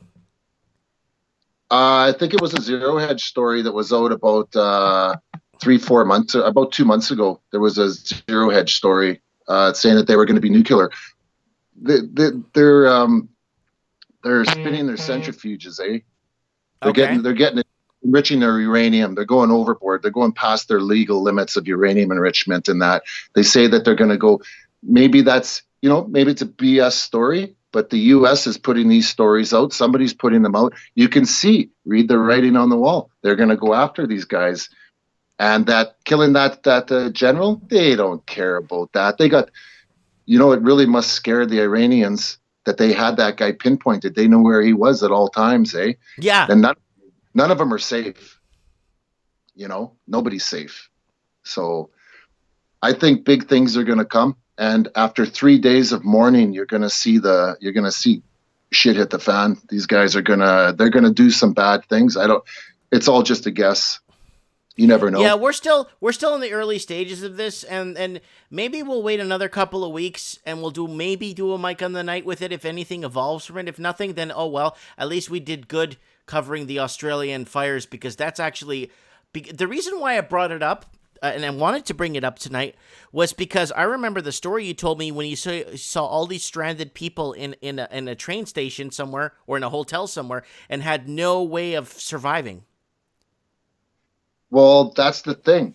Those people were unprepared. Our world is unprepared. And that's what's happened. There's very few people that are prepared. Right. Even the people that are prepared are probably not really prepared, But the people down under, you see what's happening. The entire country is engulfed in flames.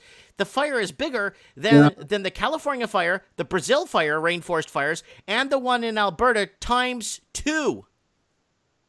You know what? I feel very bad for the animals and the people. Me too. The koalas and the kangaroos. It's horrible. I like animals. It's very horrible, but it's back page story to what's going on in Iran. Sorry, Mike in the Night tonight should have been on Iran. No, I'm just sorry. That's it's what it should be. Because everybody's covering Iran and everybody's talking about Iran. I don't care, because there's been so much unsettling disputes in Iran, in Iraq, in the Middle East for 2,000 years before Christ, 2,000 years after Christ. This is different. Could be an excuse to bring the whole show down. This could be what we're waiting for. This could be the forced black swan. That's what this could be. There's something big going on here. So do you think they're this really guy? provoking? So do you Trump think this said, guy? I'm not going to engage in endless wars. Trump said that when he got elected. I'm not going to engage in endless wars. And he could have, when they shot that drone down, he could have went after them. What was that last year? He could have done a firefight then. He didn't do it. Somebody's pushing his strings, telling him, hey, repo markets are falling. Everything's out of control. You better get this stuff going here. We're running out of options. Something's got to happen. They didn't need to kill that guy. Okay, so do you think... Okay, let me ask you something. Worse than that. Let me ask you something. So do you think this guy dying is the Archduke Ferdinand of Iran? I don't know. I think he's going to be their reason to kill more. You know who the Archduke Ferdinand was, right? Huh? Yeah, I've heard that name. That's the guy who died. That sparked World War I. Because of his death, World War I or the Archduke Ferdinand was assassinated by the Black Hand. After his assassination, like days after, World War I just sparked because of that event. Do you think this guy could be the Archduke Ferdinand of Iran that makes it? I don't think so. That's why I didn't want to cover it, because I know. I think so. Okay, sure. Well, it doesn't matter. If you're right, then it's good, because then we'll come back with a show about it. But I think. Do you think everyone's just going to walk away, and that's it? I think that's what's going to happen. You think so? Really? I honestly think so. I honestly wholeheartedly think that. Even if the Iranians walk away, the Americans are not going to let them walk away. Oh, I see what you're saying now. Okay. Yes. I see what you're saying. Okay, you're making sense on that now. I think Iranians, there's nothing they could do about it, is what I'm trying to say. Well, no, they can cause a lot of problems, right? For Israel, they cause a lot of problems probably in Europe. They can probably cause a lot of problems and make it very, very unlikable to live in the Western world. They could cause a lot of problems. But as far as combating America and taking them down, they're not going to take them down. They cause a lot of problems. I think they're going to do that for sure. But the U.S. is going to cause a problem. Even if they don't, the U.S. is going to make something happen. So VC in the comments is saying basically 500 million animals dead. dude, this is a big deal. This is a ecosystem that's completely getting wiped out. And I think for some reason, they're kind of back paging this on purpose because I think there's a bigger play. I think it's part of the playbook. I think it's part of the whole playbook. I think Iran's in there too. I think everything's all in there. I think it's not premeditated, except that guy's death was premeditated. But I think it might all tie together. Yeah. How many crops are lost in Australia? Like I said, they're 16 weeks away. They're 16 weeks away from harvest season. They're screwed. Okay, they're screwed. What about the pork in Asia? Going into Indonesia, from China into India, they're screwed. Yeah. Okay, what about the avian bird flu that just broke out in Europe? Those 350,000 heads of turkey. Oh, yeah, that's right. They're screwed. What about the cod in the West Coast? They just shut down, first time in history. That's right. Fishermen, they're screwed. What about the American farmers? They're screwed. Yeah. What about the Canadian farmer? What about the corn in Africa? In Zimbabwe, you got millions of people without corn right now, starving in Zimbabwe. This is all around the world. At the same time, they hit that general. Start putting the pictures together. What's going on here? That's I want to see. So that's a bigger, like you're talking about on a grand scale now. We're talking about like. I only look on the grand scale. I don't have time. You're talking about a view from space. Yeah. I what's the big picture? And what's the end result? I'm not going to invest or do too much about planning a future until the reset happens, and then I'll work from there. Then we'll talk about all the little things and all the politics and the liberals and the PC. Then I'll talk the small month to month with you. But until that day happens, I don't want to plan anything or do nothing. I want to know what the big picture is. And you can see that they're running scared. They're doing that move in Iran. That's a running scared move. Those guys are running out of time. That's what I think. Nobody has to believe what I think. That's just what I think. I don't know. I'm just a guy on the internet. All right, hold up. Stop the press. Hold on. Speaking of not doing anything, I actually had a dream about a few days ago about you.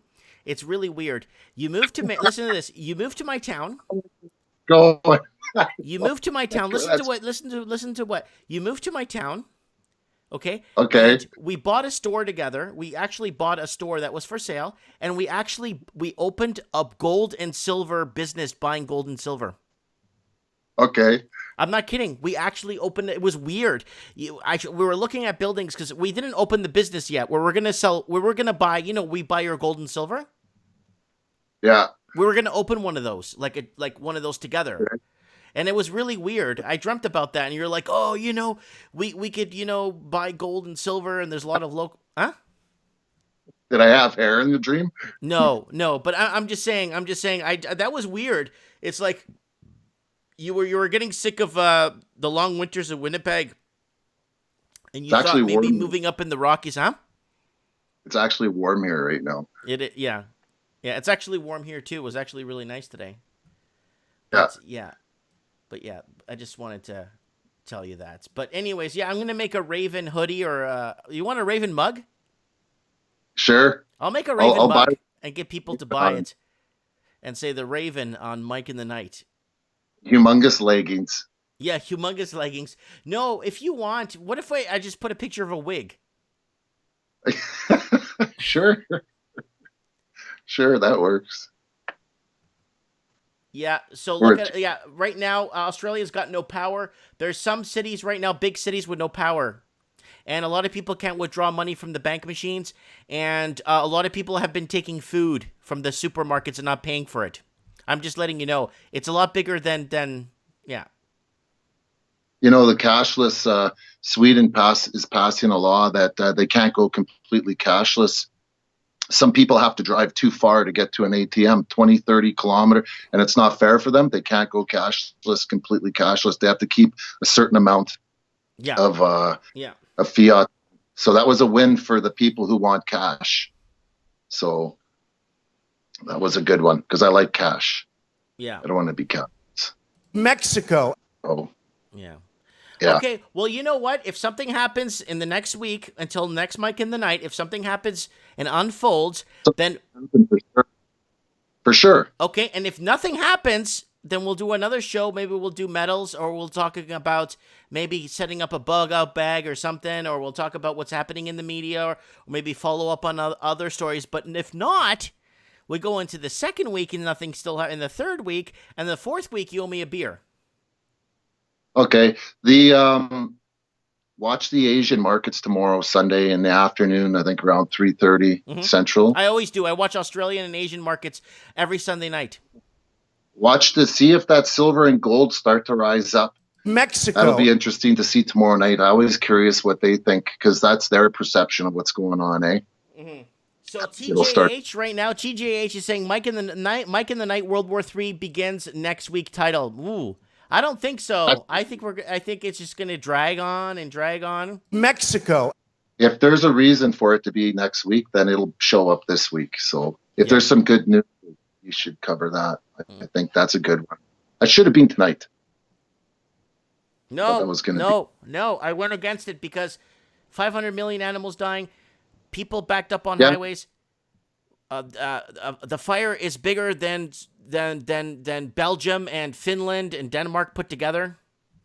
You know what, Mike? It's just a sign of the times. There's too many shows to do. That's not a good sign. You can't keep up with everything. You know, there's too much. Like 10 years, 15 years ago, there'd be maybe one story every couple months or something like that. But if you do a show every week and you got too many stories coming in a week, it's not a good sign.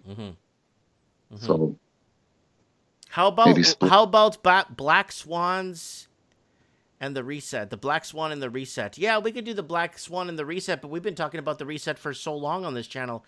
We're sounding like parrots. Yeah, but there's so much going on, you know. There's so much going on. Look at the auto sector in the States. They took huge numbers. Oh, the auto sector. I think what's going to happen, Raven, it's going to start to companies will start buying other companies out, and you're going to have like maybe 2 or 3 automotive makers in the planet. Yeah, mergers and acquisitions, and it'll happen with miners too. The miners will do that. They'll start buying out. Yeah. But Trump just keeps pushing that trade war, you know, weakening the whole world. Now he hits that general. What are they doing? Donald Trump. I'm very curious. What are these guys up to? Think about that. That's what people should all be sitting back and thinking. What are these guys doing? Reflect on all the articles you've read all around the world and think, what are these guys doing? What have they done in the past? What are they doing? Supreme Cannon brought something up. If we could still talk about the rest, that means there's still time to prepare. That's great news. So that means we still have time, right? People say they prepare like they're going to be ready for what's coming. I think they might have a less of a bumpy road, but I think it's still going to be a bumpy road for everyone. We can't beat Mexico at the border or in trade. How much food can you store? I think that's what it's going to come down to. How much food do you got in your fridge? If your fridge even works, you know, and other people are not going to have food. So right off the bat, you got to start running. You got to get out of the cities.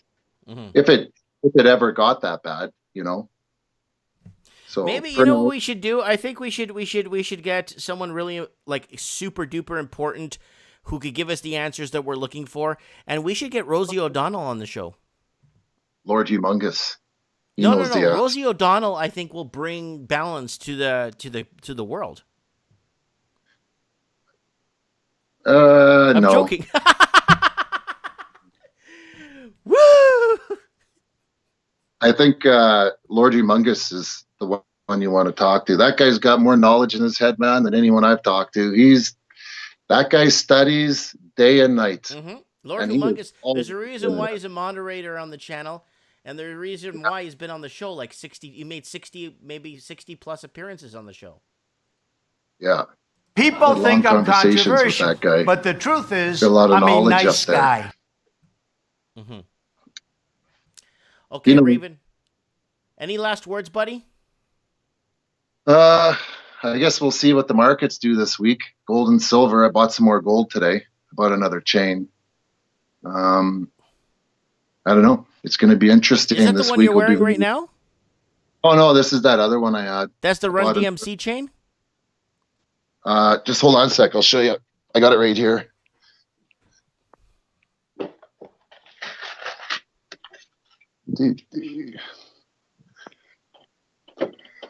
I picked this one up. Nice. Like the shirt, eh? Troublemaker. Nice. This one, it's nothing special, 10 karat. But it's, you know what? Still, it's gold, eh? Mm-hmm. Get your gold while you can. Yep, catch it while you can. People in China buying gold 20 to 30% over spot. Yeah, it's over $2,000 an ounce in Canada now. So it's like 2,200 Australian dollars. Gold went up 20% last year, and 13% for silver. Mm-hmm. So it's, what you could actually say is the dollar depreciated against gold 20%, and it depreciated against silver 13%. Someone's asking him, Alberta and firefighters from Canada have joined forces with the Australian firefighters. We covered the whole Australian thing earlier in the show, guys, like 3 hours of it, so we're just winding it down with the Raven because he needs to talk about things, right? So put that small hairpiece on one more time. Where is it? I don't know where it is. Hold on.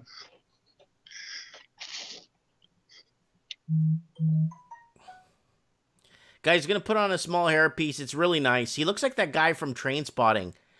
I know what you're talking about. I don't know his name. Yeah, I don't know his name either. There you go. It looks like him with that hair. Holy smokes. Guys, in the comment section, if you're watching this on replay, let us know who he looks like from Trainspotting, because the same glasses too. I gotta get, you know what? It's actually on backwards right now. Is it? Yeah, there's a tag under here. I was gonna wear this out to the bar and try my luck. But you need to grow in the sides. A little bit, yeah. Yeah, grow in the sides, dude. Like a Q-tip, you know? Yeah. Like on the sides. I'll tape it on but in the wind so it blows up like Trump's hair, eh? Like this. Yeah. Yeah, Raven, Anna saying you need a gold tooth. Yeah. No. I wouldn't get a gold tooth. Really? I would. No, I know a guy who has one. He did vape reviews on YouTube. He called him gold tooth approved is what he used to be called. Nice. Yeah. Nice. All right, Raven, I'm gonna go to bed. You should be in bed. It's like 2 a.m. there. I'm off for a couple days. Well, you got to sleep too. Yeah. I'm gonna read for a while. All right, go get some reading done. Next week, if anything happens in the Middle East, I promise we'll start covering a bit of the Middle East. If nothing happens, then we'll find a topic on Mike in the Night and discuss something. I'm going to predict that the Iranians hit something before the weekend coming up. They're going to do something. You want to bet a beer? Sure. I'll bet you a Carlsberg beer, huh? I believe that the things that they're going to do will also travel across the ocean. Oh, okay. So you're getting more global now. Oh, yeah. This is big. This is big. All right. Pretty much, you know what? That guy was going to eventually probably be the supreme leader of Iran. They pretty much killed the leader of the country. Mm-hmm. What would we do if they killed Trump? You think we'd sit back and go, yeah, okay, you know, if another country, it's big.